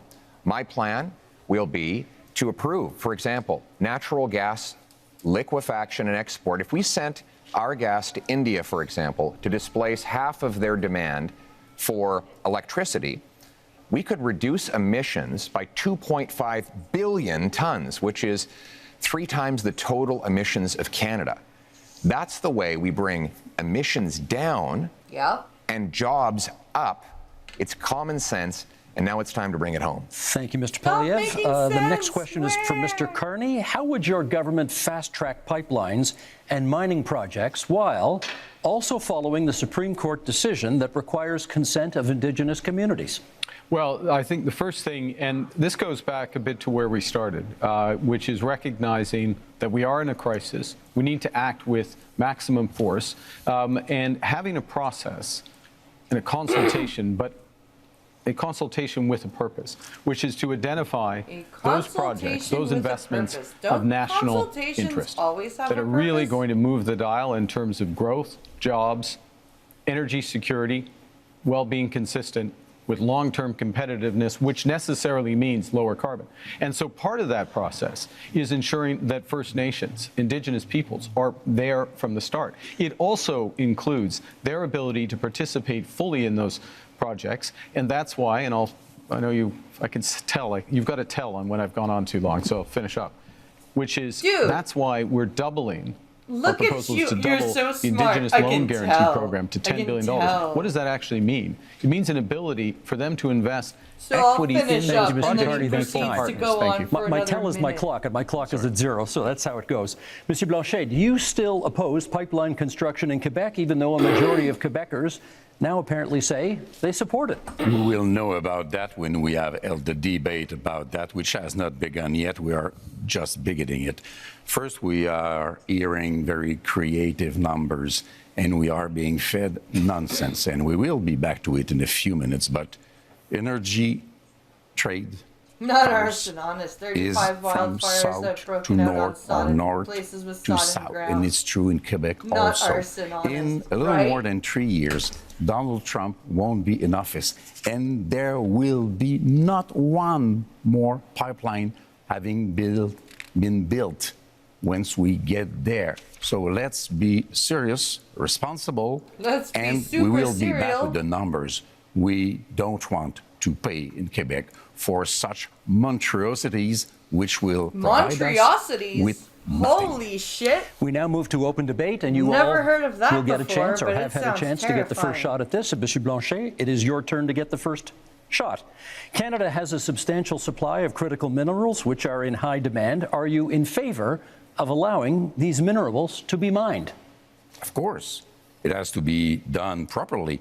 Quebec has probably the most important clean phosphate reserves in North America. In Saguenay-Lac-Saint-Jean, it is very important. It has to be exploited. This is the best way to use Paul Saguenay as an infrastructure that we need. We have lithium. Everybody needs lithium. Transportation has to be taken from oil to clean energy. This is what we want to be working on. It is part of the specifics of Quebec economy. So we are in favor of that. But we don't want to pay for the $30 billion which have been spent on oil and gas by the Liberals last year. It's $7 billion from Quebec. We don't want to pay for the $40 billion which have been spent by the Liberals on Trans Mountain. It's $9 billion from Quebec. Billions Those are of dollars. 16 billions of dollars, of which not $1 has been spent in Quebec to develop a lot more every power number is and billions of dollars. wealth 7 for billions Quebecers of dollars. with our own 16 money. We need to let the billions of leader dollars. of the Liberals respond. Well, actually, I was going to pick up on the enormous opportunity that exists in Quebec, exists in Ontario, exists in the north of Canada, really exists across this great nation in terms of critical metals and minerals. We are have one of the biggest resources in this country. And it's not just an enormous economic opportunity, it is a strategic opportunity for Canada. So we have to make a decision, not just to develop it, but how do we develop it and who are our partners for it?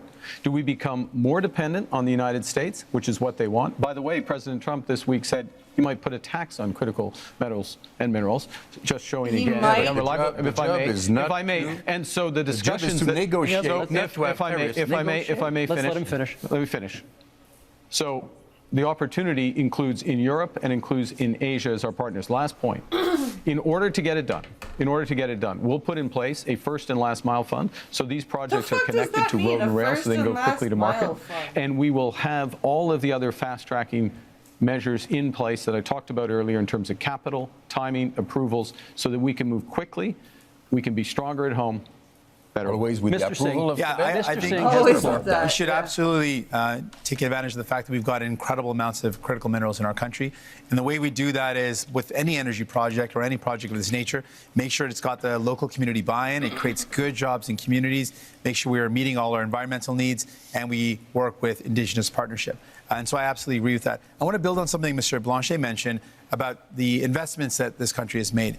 What I found very troubling is that the past number of years, the Liberal government record is one where we have spent the most subsidies compared to any other country in the G7 on subsidizing oil and gas. These are highly profitable companies. You voted I think that's for the it. wrong thing to do. We fought against it again and again. No, you voted and then for the it. Liberals have continued Over and to do again. it. And so my question Not really sure to how Mr. Carney is, TPS will will you take commit to ending oil and gas subsidies? Yeah. We should be using that to invest in people, not giving it to highly profitable oil and gas companies. Yeah, we talk. I promised Mr. Polyev the next. We'll come back and get that question answered. Mr. Polyev. Well, Mr. Carney, you point out that Donald Trump has a wrong-headed idea of putting a tax on our mines and our industry. And that is wrong. But so do you.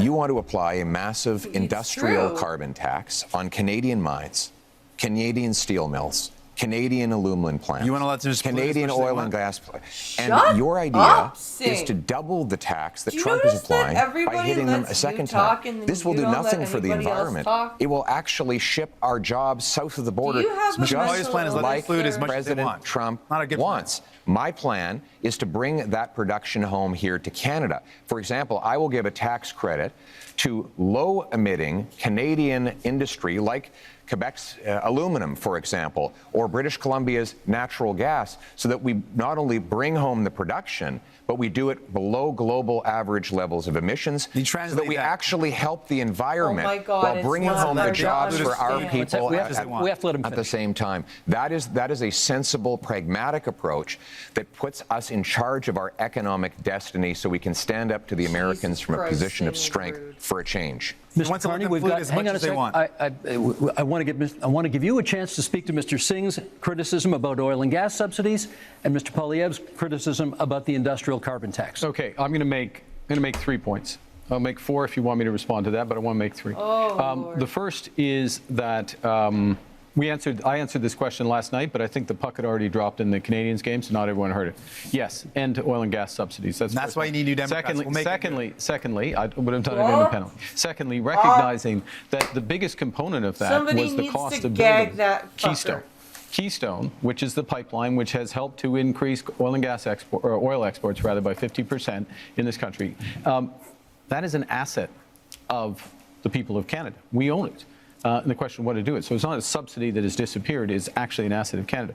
Let me make a third point, though, in terms of where the oil and gas industry, particularly the oil industry, wants to and needs to go, which is to become low carbon in the production and transportation of oil. One of the big projects we need to move forward with is carbon capture and storage, the Pathways Project, so that we have oil and gas that is competitive, not just today, 10 years from now and 20 years from now, as the world uses less. We want to have more market share. We need to do that. And my government will move that. But by definition, a subsidy isn't when we buy a pipeline. I'm talking about subsidies that go to oil and gas companies, independent, separate from the country, oil and gas companies. That's what I'm talking about. The figure you quoted last night included the cost of the pipeline. Do you want to address billions his of point? dollars we're spending. We got to stop spending. Sorry, can we get you to address his point about the industrial carbon tax? How much will the industrial carbon tax add to the price of a car? So the first thing I want to say is I'm going to address the broader point. The broader point is the entire absence of a climate plan from Mr. Poilievre, which, by the way, is going to put our industry and our country at a disadvantage as we're looking for new trading partners. Guess what? Most people want to deepen our partnership in Europe, in Asia. Those countries care about whether or not you've made progress.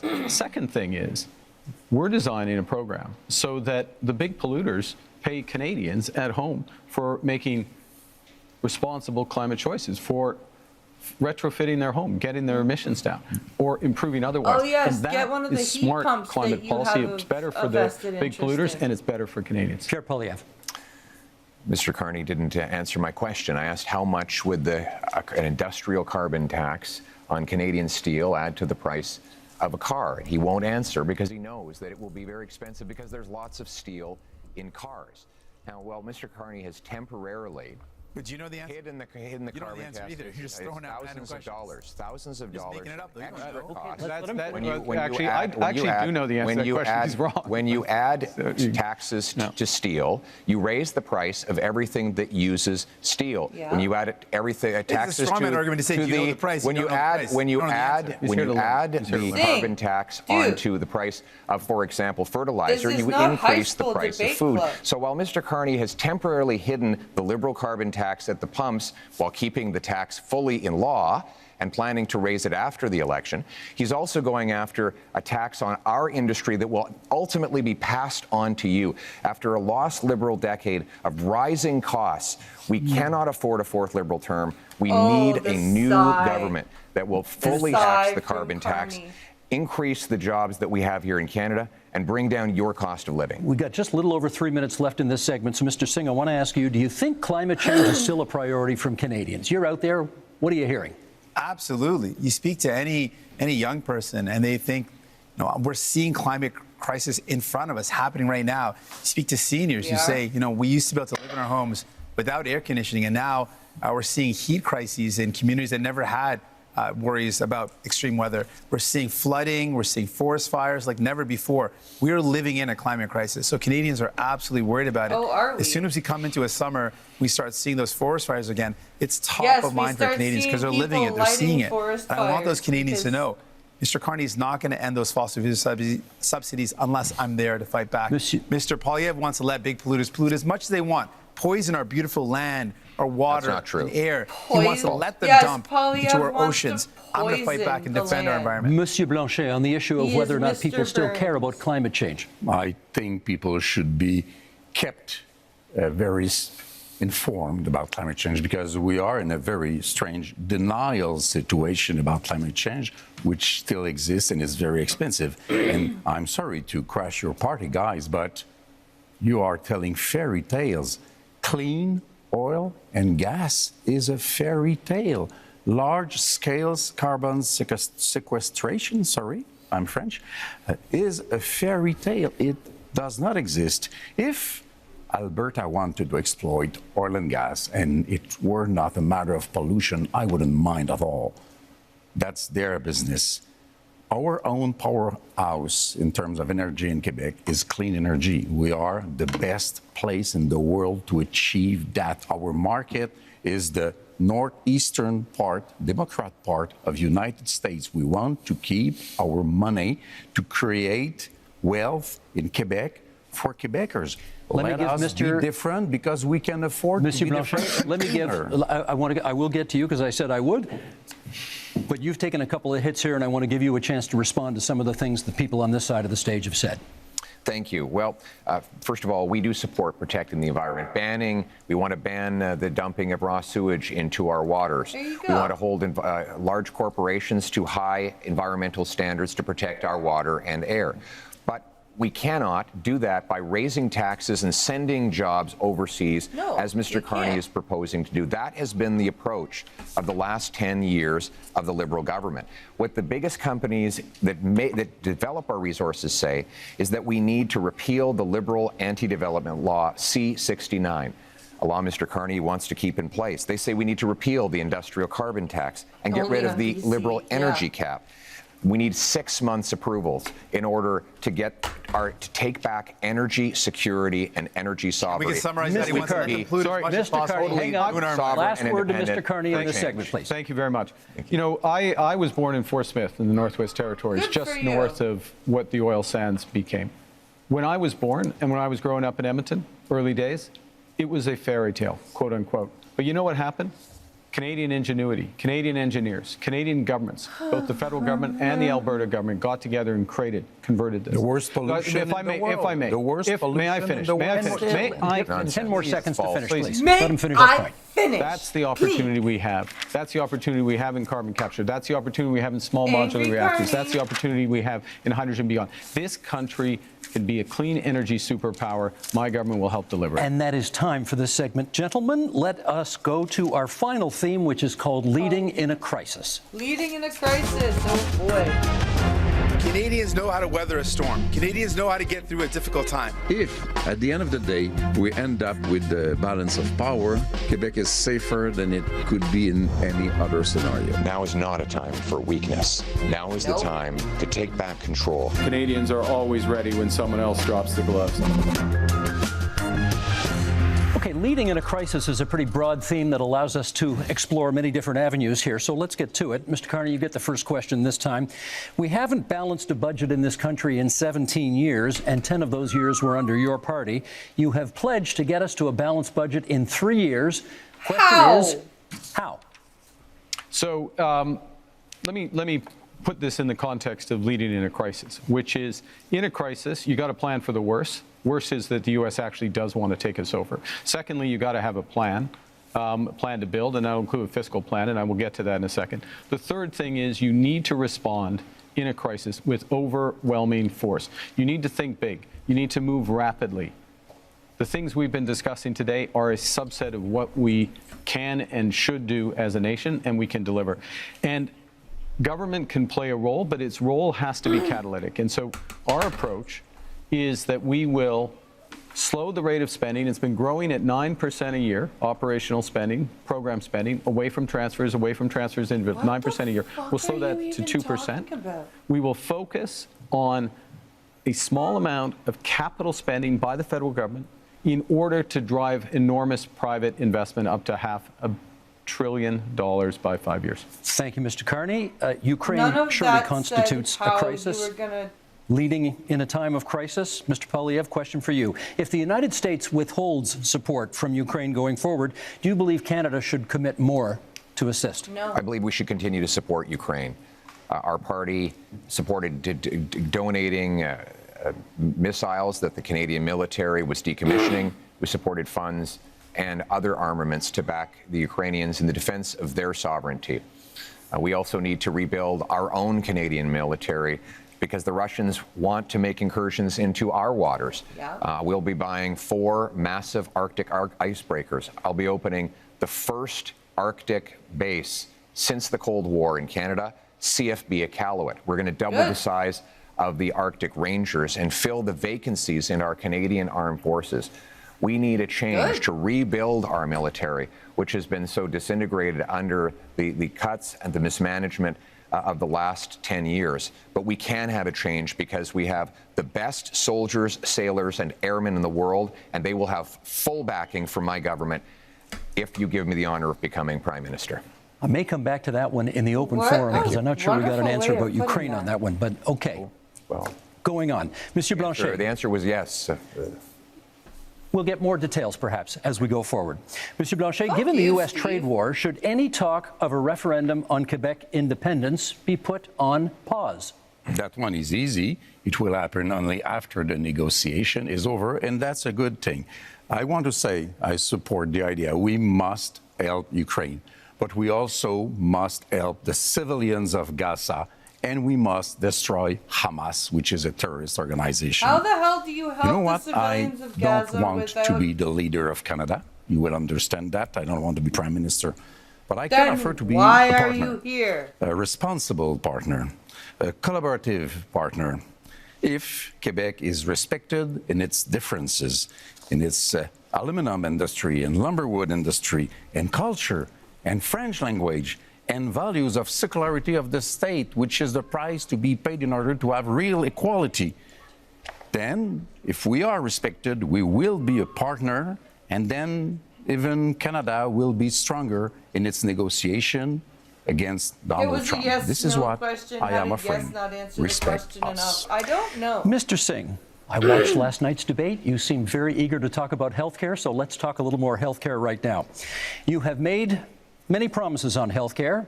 If a province says to you, we'll take your money for health care, but not your conditions on how to spend it, what do you do? We've got to negotiate. We can't be giving away money without clear conditions. We're in a healthcare crisis right now, and a crisis that is hurting people across this country. People are waiting desperately in line in emergency rooms for hours and hours. Seniors are waiting for years and years to get the care that they need for surgeries that would remove pain or help them deal with mobility issues. We're in a serious crisis. Healthcare workers are burnt out. They are overstretched. And what we're seeing is more and more privatization, and that is hurting our public universal healthcare system. So we've got to fight back against it. We cannot allow our public money to go to a for-profit private clinic lining the pockets of a rich CEO or investors instead of going towards care. We need to make sure that we are investing in solutions where care gets to people, not profiting those at the very top. And so that's my commitment. I'm going to fight to make sure we defend our healthcare against the threats of Americanization and privatization. Okay, we now go to open forum debate, and perhaps, Mr. Poilievre, you get the first word here. This might be a good time to put a little more flesh on the bone of what you think Canada could do for Ukraine if the U.S. backs out. Yes, and my answer is that we should continue to support Ukraine. We don't need to follow the Americans in everything they do. When they're wrong, then we will stand on our own and with other allies. There you go. And with respect to Ukraine, that of course includes support with intelligence, equipment, armaments, but it also includes defunding Putin. Right now, Vladimir Putin has a monopoly on the European energy market because, frankly, the Liberals blocked exports of Canadian natural gas off the Atlantic coast. They blocked multiple projects. I would rapidly approve those projects on national security grounds so that we can actually ship Canadian natural gas over to Europe, break European dependence on Putin, Does the UK defund the war, and turn dollars for dictators back into paychecks for our people. Mr. Carney, you wanted to add? Well, I want to go to the situation in Ukraine because it's very important. We've been a steadfast, Canada has been a steadfast ally, and Canadians have stepped up, welcoming Ukrainians into their homes and supporting them in other ways. You know, in my first month as Prime Minister, we joined the coalition of the willing to support Ukraine as the U.S. stepped back. So led by France, the United Kingdom, with Ukraine, number European nations, Australia, ourselves, New Zealand. That's an example of how the new world is going to be. Canada participating in these areas and helping. It also means open trade. Mr. Poilievre voted against free trade agreement with Ukraine. It means aid for Ukraine. Mr. Poilievre wants to cut foreign aid, including for Ukraine, or not. He didn't mention support for aid for Ukraine. We have to stand by them. We have to be there, and this government has been. Mr. Singh. New Democrats absolutely support standing with Ukraine and will continue to do that. But I appreciate the opportunity in talking about leadership in crisis, talk about many of the crises that we're up against. And one of the crises we're up against in our country with the threat of Donald Trump, with the threat of the trade war, and with the privatization and Americanization of our healthcare system is the healthcare system. And what we have learned today, you know, Mr. Carney mentioned slowing operation spending. That's a cut to services. He said his plan. He has a plan to balance the operating budget within 3 years. That's going to require massive cuts to spending. We calculated that at $43 billion in cuts.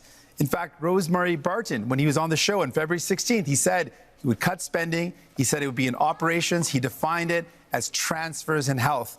And finally, longtime Liberal and former House Leader Karina Gould said that Mr. Carney's plans would mean massive cuts. That's the only way to achieve it. And so, Mr. notice Carney, do you think it is leadership to cut health care at a time when it is in crisis? I think it is wrong. We can't do that.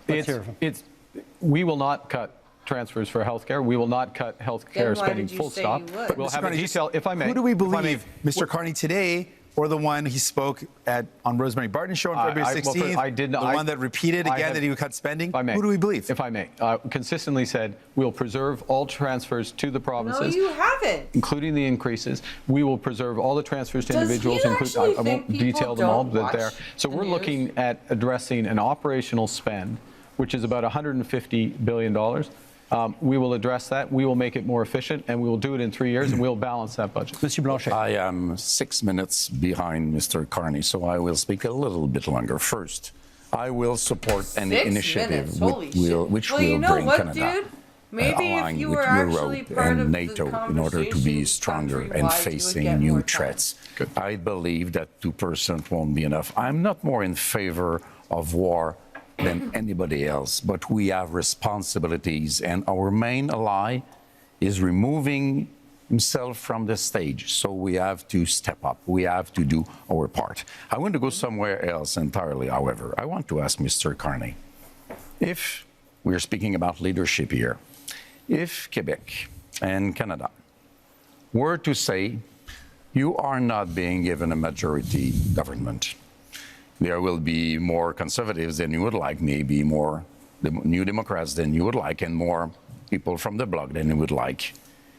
Will you accept, because you don't seem to be very eager about that, to deal with people which basically are more experienced than you are, as legitimate as you are, and would be more representative altogether than you would be being alone in your little kingdom?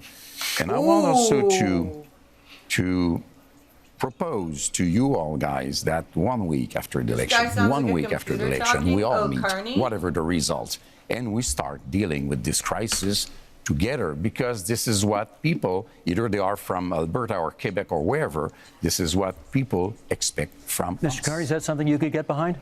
I look forward to meeting with everyone. You're welcome to come, Steve, if you'd like. Week after twice, but also, but in all seriousness, that's not very respectful. No, but I'll that's come. Not very but I'm respectful. coming. On peut jaser un peu. Okay, I will. Okay. I come to the core. On jase. Yeah. Okay. I'll come to the core. Look, in a crisis, yes, you need a team, and you need to bring the country along. Yes. Yeah. Okay. I'll come. On peut jaser un peu. Okay, I will. Okay. I come to the core. On jase. Yeah. Okay. Oh my God. He tried to. Oh my God! How insulting. Is to bring the premiers together. How insulting. Meet with all the Indigenous leaders, and move forward in that context. Now, the question is, who's going to lead out of this? Whoever leads out of this, if I may, Mr. Blanchet. Thank you.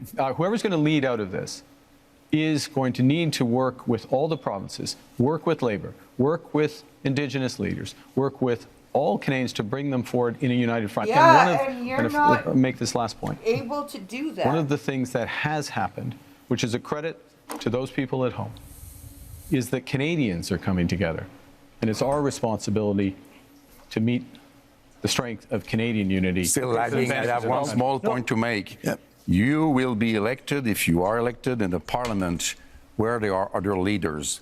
I don't know if he called you, or Mr. Poilievre, I don't know if he called you, but before yesterday, you have not spoken to me once, even if I proposed it so many times. Wow. But you say, I speak to provinces' leaders. You're not elected in provinces. You are in the parliament where people are to make decisions which might not always suit you. But this is democracy, Blanchet, which you don't know too much about. I'm going to jump in here because I'm noticing what the clock is saying, and you brought up Gaza earlier, and I think our audience would be interested in hearing your views on the other major international crisis facing the I just world want to right get now. this, before we get that, just to finish up on the healthcare, I just want to speak to healthcare workers right now who are deeply worried about the status of our healthcare system. To Canadians who believe and love our universal public healthcare system, to patients who are stressed out. If you're worried about which Mr. Carney to believe, the one today or the one who spoke on Freebie shows and said he would cut, vote for New Democrats, and we will fight to defend our health care. I think your supporters would really like to hear what you have to say about this question, and we have less than 5 minutes for it here. What role should Canada play in the other major international crisis in this world, in the Middle East and the war in Gaza? Pierre Poilievre, would you start us off on that? What role can Canada play? Well, first of all, we must condemn Hamas, and more importantly, the terror sponsors in Tehran who initiated the attacks, the horrific attacks of October 7th.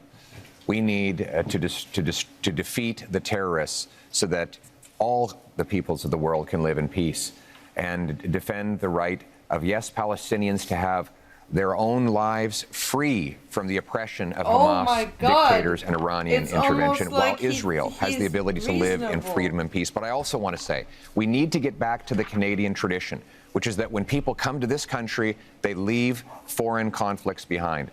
The rampaging riots targeting Jewish communities is utterly unacceptable, and it points to the growing chaos that we see on our streets after 10 years of incredibly irresponsible Liberal policies, of weak borders, of dividing people into groups, of saying one thing to one group and the opposite to another, dividing and conquering. We must end that division and unite our people so that everyone feels safe, and that when we come here, we put our foreign conflicts behind and we put Canada people, first. Mr. Singh, come from countries from around the world, and they care deeply about where they come from, and they should be able to do so. That's a part of being in our country, to have that freedom. My God, that's Your not treatment what of Palestinians has been said. frankly disgusting. Your treatment of people who provide care and service for people in Gaza has been disgusting. On top of that, people in Israel and in Palestine deserve to live in peace and security. And Mr. Carney, to date, you've not acknowledged that what's going on in Gaza is now clearly become a genocide. It's important to call things out as they are, and you've not done that. Mr. Carney. We need to work, to go to your question, we need to work with our international partners, maximum pressure, maximum encouragement for an immediate ceasefire. That's the first thing. Encourage the return of all of the hostages. Resumption of humanitarian aid. My government put in place $100 million of humanitarian aid, which is ready to go. With respect to where this ultimately goes, yes, two-state solution, but it has to be a viable and free Palestinian state, living side by side in peace and security with the state of Israel. I will underscore one other thing. Mr. Poilievre rightly mentioned Iran, the Iranian sponsors in this region. We have to be clear-eyed about the fundamental risks of Iran and do everything with our international partners to check it and turn it. Mr. Blanchet. If we are to work together, we will have to be consistent. The Jewish community in Quebec and Canada is harassed by a very little minority of radical Islamists. Yep. And we don't do so much. The law in Canada says that somebody may invite people to be violent, to propose genocide against another people if they can be hidden behind a religious motivation.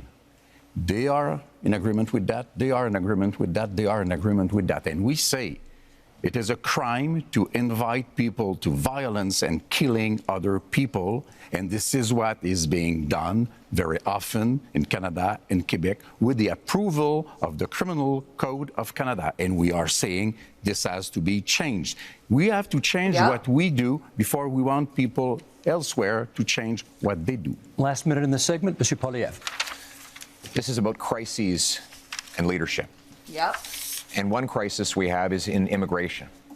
Because of this Liberal government's commitment to a radical policy called the Century Initiative, which seeks to bring our population up to 100 million people, they have allowed massive overcrowding in our communities. Trudeau for the that has caused housing shortages, job shortages, blame immigration for the fault of your government. And if I could, the fact that you did I didn't interrupt you. I did not interrupt you, sir. I did not interrupt you. Don't blame. I do not blame. If I could, let him finish.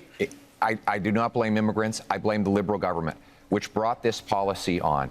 And Mr. Carney wants to continue with the Century Initiative. This is crazy. We have to get back to normal levels of immigration, get rid of the fraud in the temporary immigration system, and ensure that the people who come here can arrive in numbers that we can house, employ, and care for. That's how it always was, and that's how we're going to restore Thank you, Mr. Poilievre. That is our time for this segment. Those are our 5 themes, but we are not done yet. We are entering the next section of our debate tonight, what we're calling the leader's choice, something a little bit different. Each of you will get the chance to ask a question, any question, of any other leader. You can then debate the answer, and each one on one will last for 3 minutes. So, Mr. Singh, you have the first option here. Who do you want to ask your question of? Mr. Carney. Go for it. Mr. Carney, as chair of Brookfield Investments, your company is one of the biggest tax dodgers in Canada. As chair, you approved decisions where Brookfield Investments bought up affordable homes, kicked out the tenants, and jacked up the rates. As Prime Minister, one of the first things you did was a tax cut that helped out mostly millionaires. And you have a plan to cut services for people. Now, I expect that of Mr. Pierre Poilievre and the Conservatives. That's very much a conservative plan. But my concern is that doesn't sound like what people want for a Liberal leader. So my question to you is, Mr. Carney, whose side are you really on? Thank you very much for that question, Mr. Singh. I'm on the side of Canadians. I'm in this for Canadians. I work for Canadians. But your track record doesn't show that, though. No, I have a track record of public service for this country. No, you don't. Go back to something Mr. Blanchet referenced earlier, which is have I resolved any crises? We're in Quebec. If you ask anyone in the finance industry, if you ask anyone in government in Quebec in 2008, they'll know that I resolved the biggest crisis in Quebec. Yeah, you want to have fun. Good, but 60 million. But I'm in fairness with Mr. This is for these two. Yes, I have had a long career in the private sector. I'm proud of that career. I've always acted with integrity, and it brings me with experience that I can apply in this moment of crisis. And you certainly have served the country. You are. But the problem is who have you served? You've served to benefit those at the very top. You jacked up the price of homes for people living in affordable homes as a strategic decision. You dodged taxes. And then your decisions as Prime Minister show you're not prioritizing people, but you're prioritizing big business, billionaires. So what have we done as a government directly? So we've gone directly to workers using all of our proceeds from the tariffs, committing all of them for workers, the workers most affected in industries. The employment insurance isn't unlike others who plan to use them to cut taxes. We are focused on the EI is not high enough, though. You have to accept that. Right now, there will be additional programs. I am fully confident that the next government, whatever government is formed, or certainly if I'm in the next government, we will make additional programs. But you didn't do that so far, though. Well, I can't. You couldn't. Well, you couldn't, given that we're in an election process. You could have increased the amount, though. May I make a core point here, if I may, which is that when you think about workers here today and people watching at home, particularly younger people, there is an enormous opportunity in the trades, in the skilled trades. We are going to build this country in a way that has not been seen before. We are literally talking about hundreds of thousands, not jobs, but careers in the trade. And that's why we're investing in apprenticeships and mid-career. But I think people are worried, Mr. Carney, if New Democrats aren't there to force Liberals to make sure they remember about people they will forget. Gentlemen, that is time. Thank you for that. Monsieur Blanchet, you have the next question. To whom would you like to put it? Mr. Carney, you avoided quite I would say skillfully the questions of Mr. Singh, but first, let me correct something. In 2008, not so much by your decision, $10 billion were given to car industry in Ontario, while 60 millions, not billions of dollars, were lent to Lumberwood throughout the whole of Canada. I don't believe that's the right way to manage a crisis, since you did not recoup the money from the car industry. Then, you have been the manager of Brookfield. It's supposed to be a green investment fund.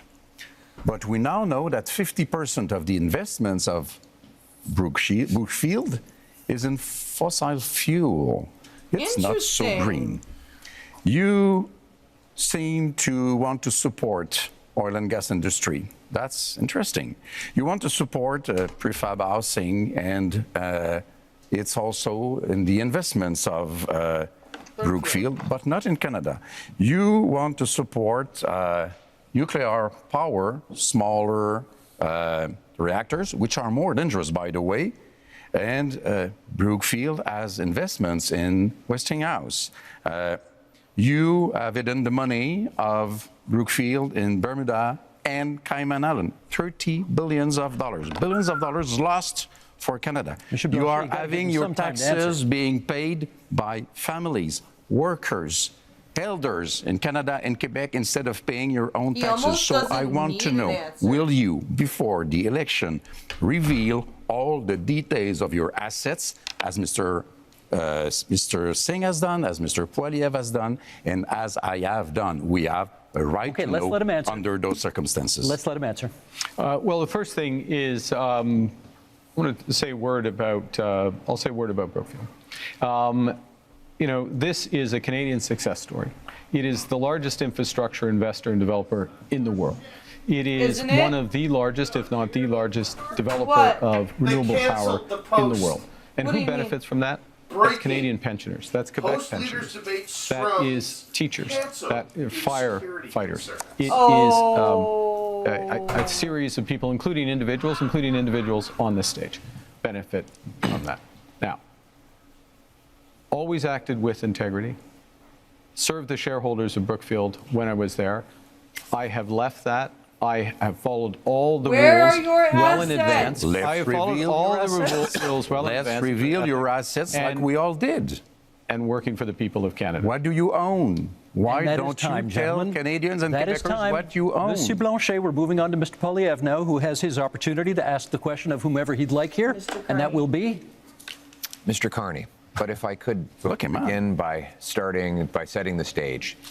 The choice in this election is, after a lost Liberal decade of rising cost and crime and a falling economy under America's thumb, do we want to elect them to a fourth term? Or do we want to change? Change so that you can afford food and homes. Change so that you can be safe on your street, and change so that your paycheck grows faster than your cost of living. Change with a new Conservative government. Because Mr. Carney has not changed.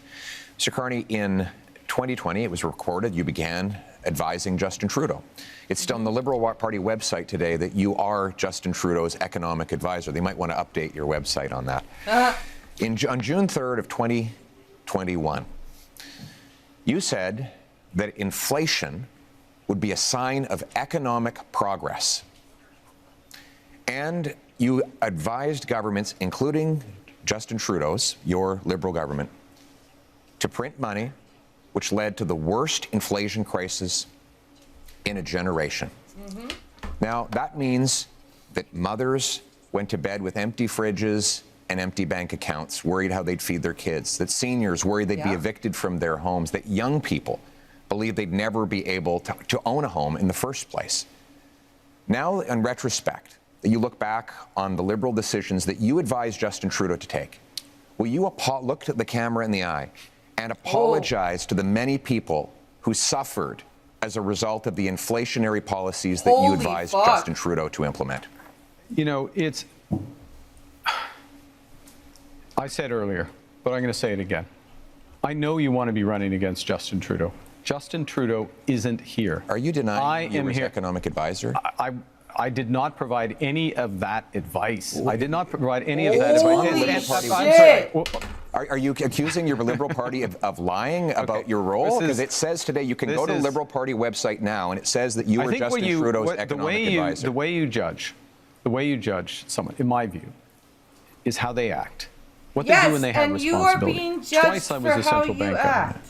And in both cases, if I may, in both cases when I was responsible for inflation, inflation was less than 2%. I'll add that when I was here responsible for the Bank of Canada, inflation was less than 2%.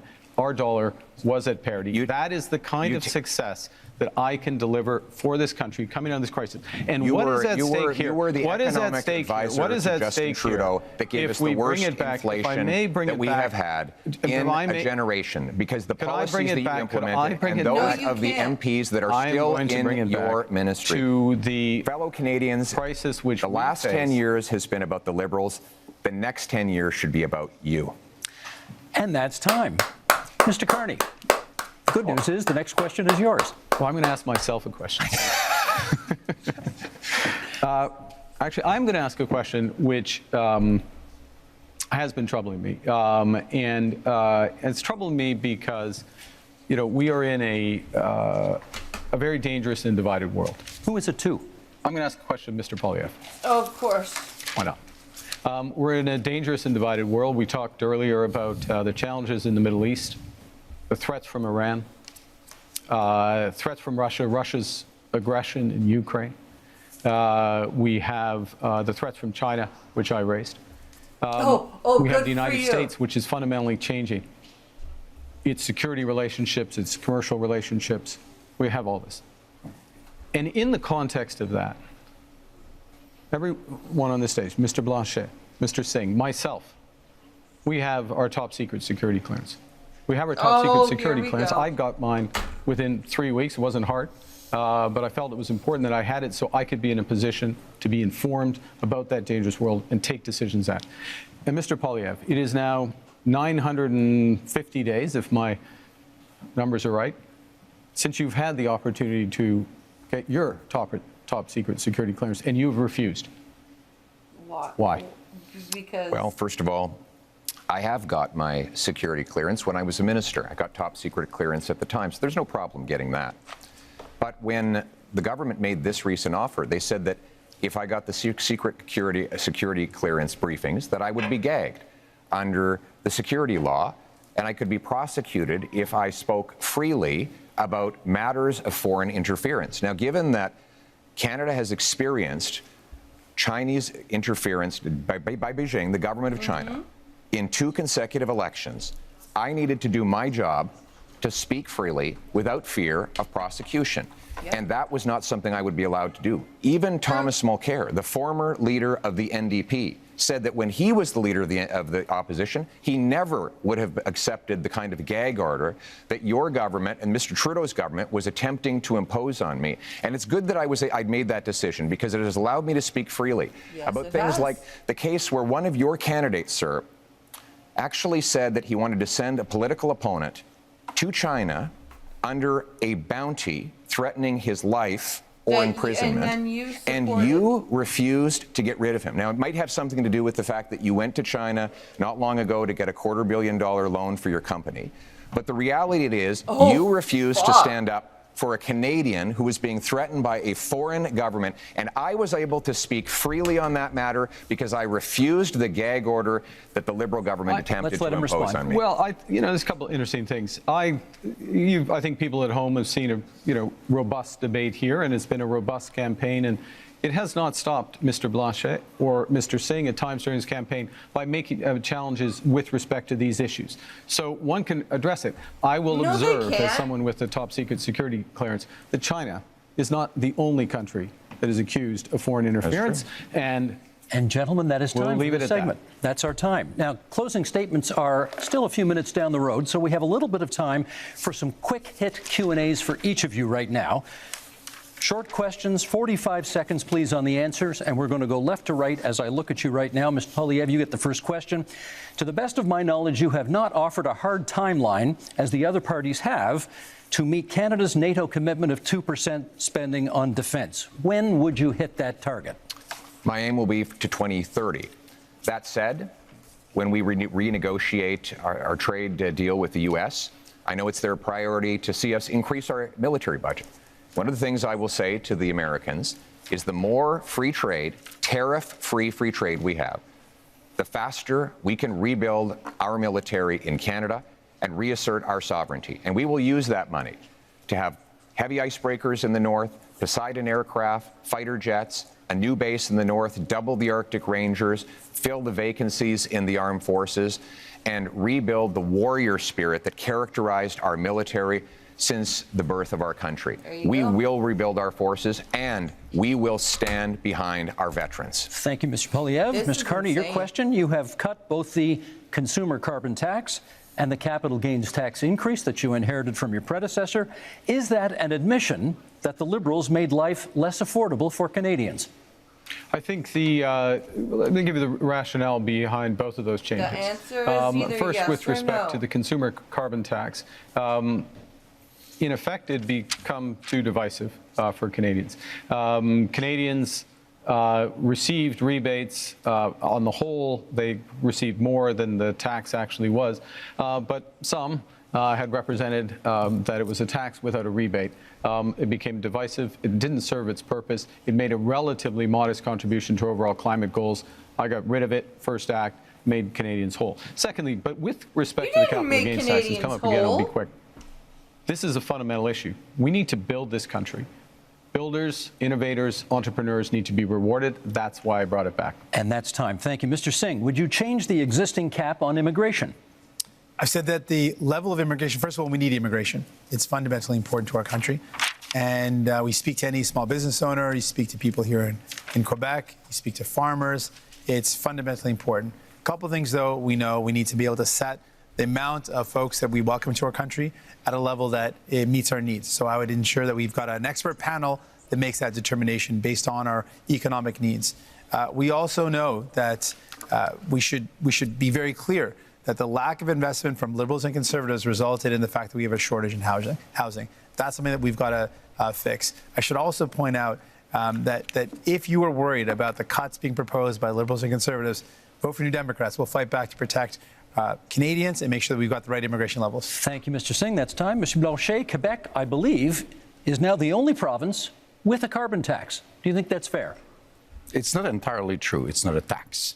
What Quebec has is a system by which we invite big emission companies, I don't know how to translate that, to reduce their emissions. If they do not, then they have to pay. It goes into a fund which is invested then in reducing emissions. Our partner is California, which makes this a huge deal about reducing emissions. This is what we do. This is to be compared to what Europe does. And by the way, Europe would impose tariffs on Canadian oil if it ever got there. We're quite proud of that. And we have to be responsible because this is much less expensive than doing nothing to fight climate. That's time. We're going to do another set of quick hits here, left to right again, and 30 seconds this time. Monsieur Poilievre, you've previously promised to defund the CBC as one of your very first acts as Prime Minister. Is that still the plan? Yes.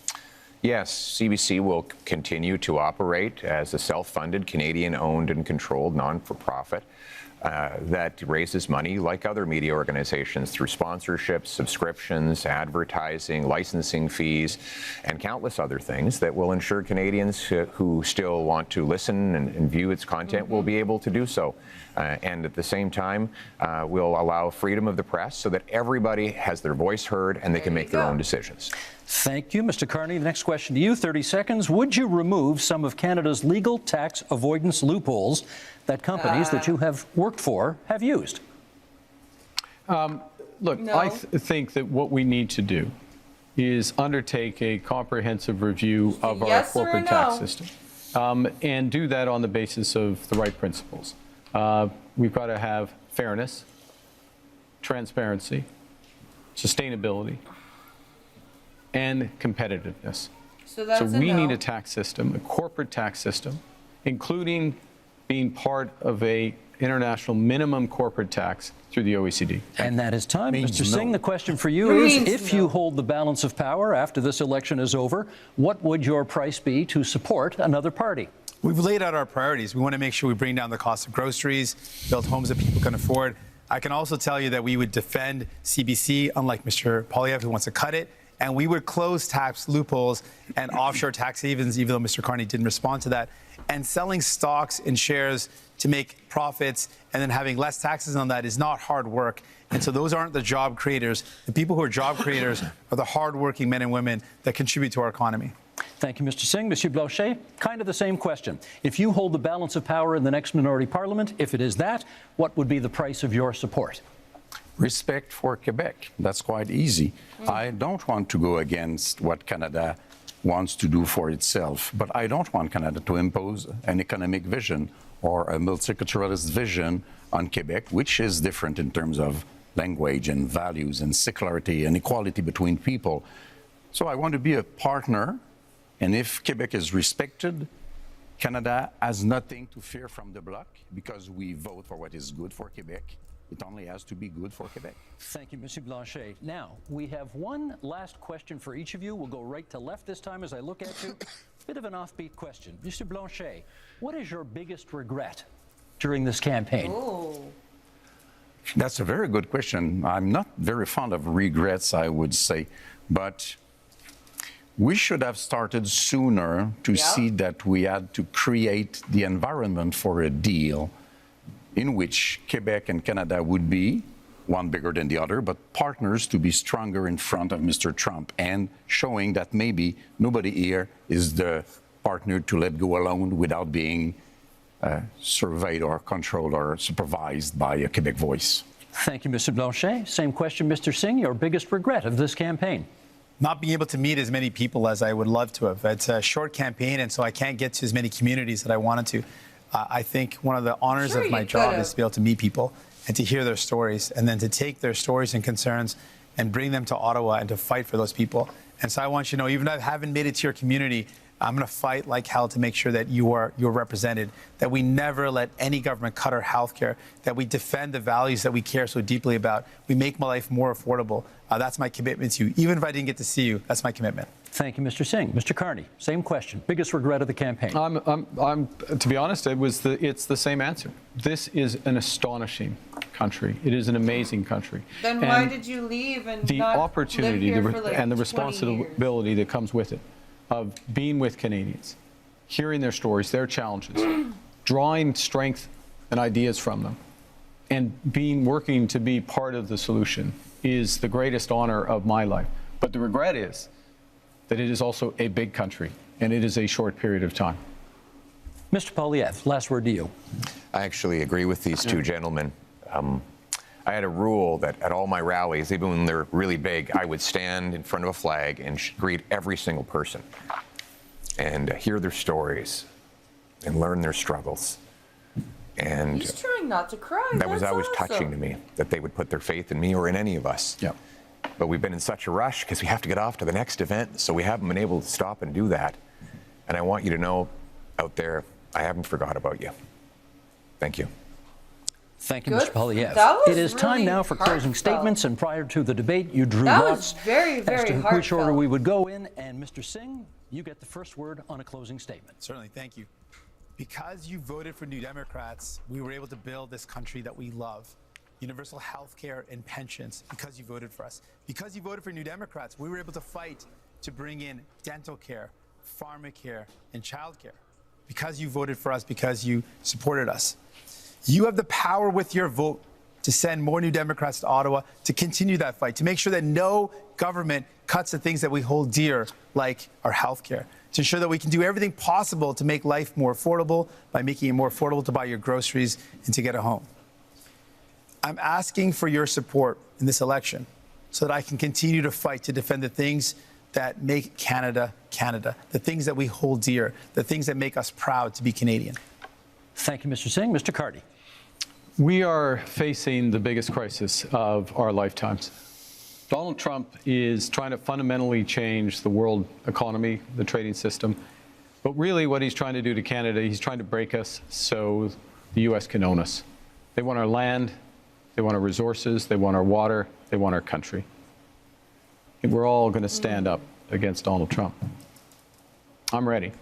I've managed crises over the years. I've built strong economies. We will fight back with counter tariffs. We will protect our workers and those businesses, and we will build the strongest economy. We will build Canada strong. I'm asking for your support, the honor of doing so. Thank you. Thank you, Mr. Carney. Monsieur Blanchet. For 260 years and a little bit more, les Français devenus des Canadiens, devenus des Canadiens français, devenus des Québécois. You have tried to have them become Canadians like all Canadians. But to no avail, we are different. So let's be economic partners. Let's have a voice chosen by and for Quebecers, an ally for Canadians as equals in front of Mr. Trump. Monsieur Poilievre. Only in Canada could someone start where I began and get to this stage. Yeah. I was born to a single mother and adopted by school teachers who raised me to believe in the incredible Canadian promise that anyone who worked hard could do anything. That promise feels broken today. It is broken. Many of you worried about paying your bills, feeding your families, or ever even owning a home. You're worried your kids are in danger. But I'm here to say it doesn't have to be this way. With change, we can restore the Canadian promise so that hard work gets you a beautiful house on a safe street under a proud flag. We can do it with hope for a change. Gentlemen, thank you for a very spirited debate tonight. 2 quick points before we go. Number one of you celebrated your 60th birthday yesterday on this stage. Yves-François Blanchet, bon anniversaire. Bon anniversaire. Wow. Merci beaucoup. Merci. Secondly, you'll notice we didn't have to change the time of this debate because the Leafs already clinched the Atlantic Division title, and therefore we didn't need to move the debate to accommodate a hockey game. I'm getting back at my colleague who was in this position last night, and okay, go Habs go, that's fine. With that, we're done. Thank you, leaders, for being here tonight. We are just 11 days from Election Day, April 28th, but there are many ways that you can cast your ballot starting tomorrow at Advance Polls. If you intend to vote by mail, that deadline is April 22nd. Make sure to check your voter card for details or contact Elections Canada. This is your democratic right, and we hope you use it. Yep. Thank you so much for being with us tonight. I'm Steve Paikin. Good night from Montreal. That was... Thank you. Enjoyed that. And there you have it, That the was- English language debate of this 45th General. That was hard to get through, I have to say. But I'm glad that we did it. I'm glad that we looked at it. It was full of interesting comments, and Jagmeet Singh just wouldn't stop. It was, I don't understand what his issue is. He just would not stop interrupting. It's the same thing he did last night at the Quebec or at the French debate. He just wouldn't shut up about healthcare, and he's a one-trick pony, that guy. And it really showed. It really showed on the stage. And Mark Carney, again, even in English, he just couldn't. He couldn't stick with the thread of the conversation. He thought he was being more quippy and wise than he really was. It was just a very shoddy performance from Mark Carney, as expected, because he's not used to this type of stuff. Poilievre really did a good job, I think. Especially the emotion he showed near the end was very very touching, very much in evidence, and very genuine, I think. And it's very interesting to see that Yves-François Blanchet was the oldest guy there. It's interesting to see how younger our politicians are getting. Or it's just that I'm getting older and now the politicians are getting closer to my age. I don't know which one it is.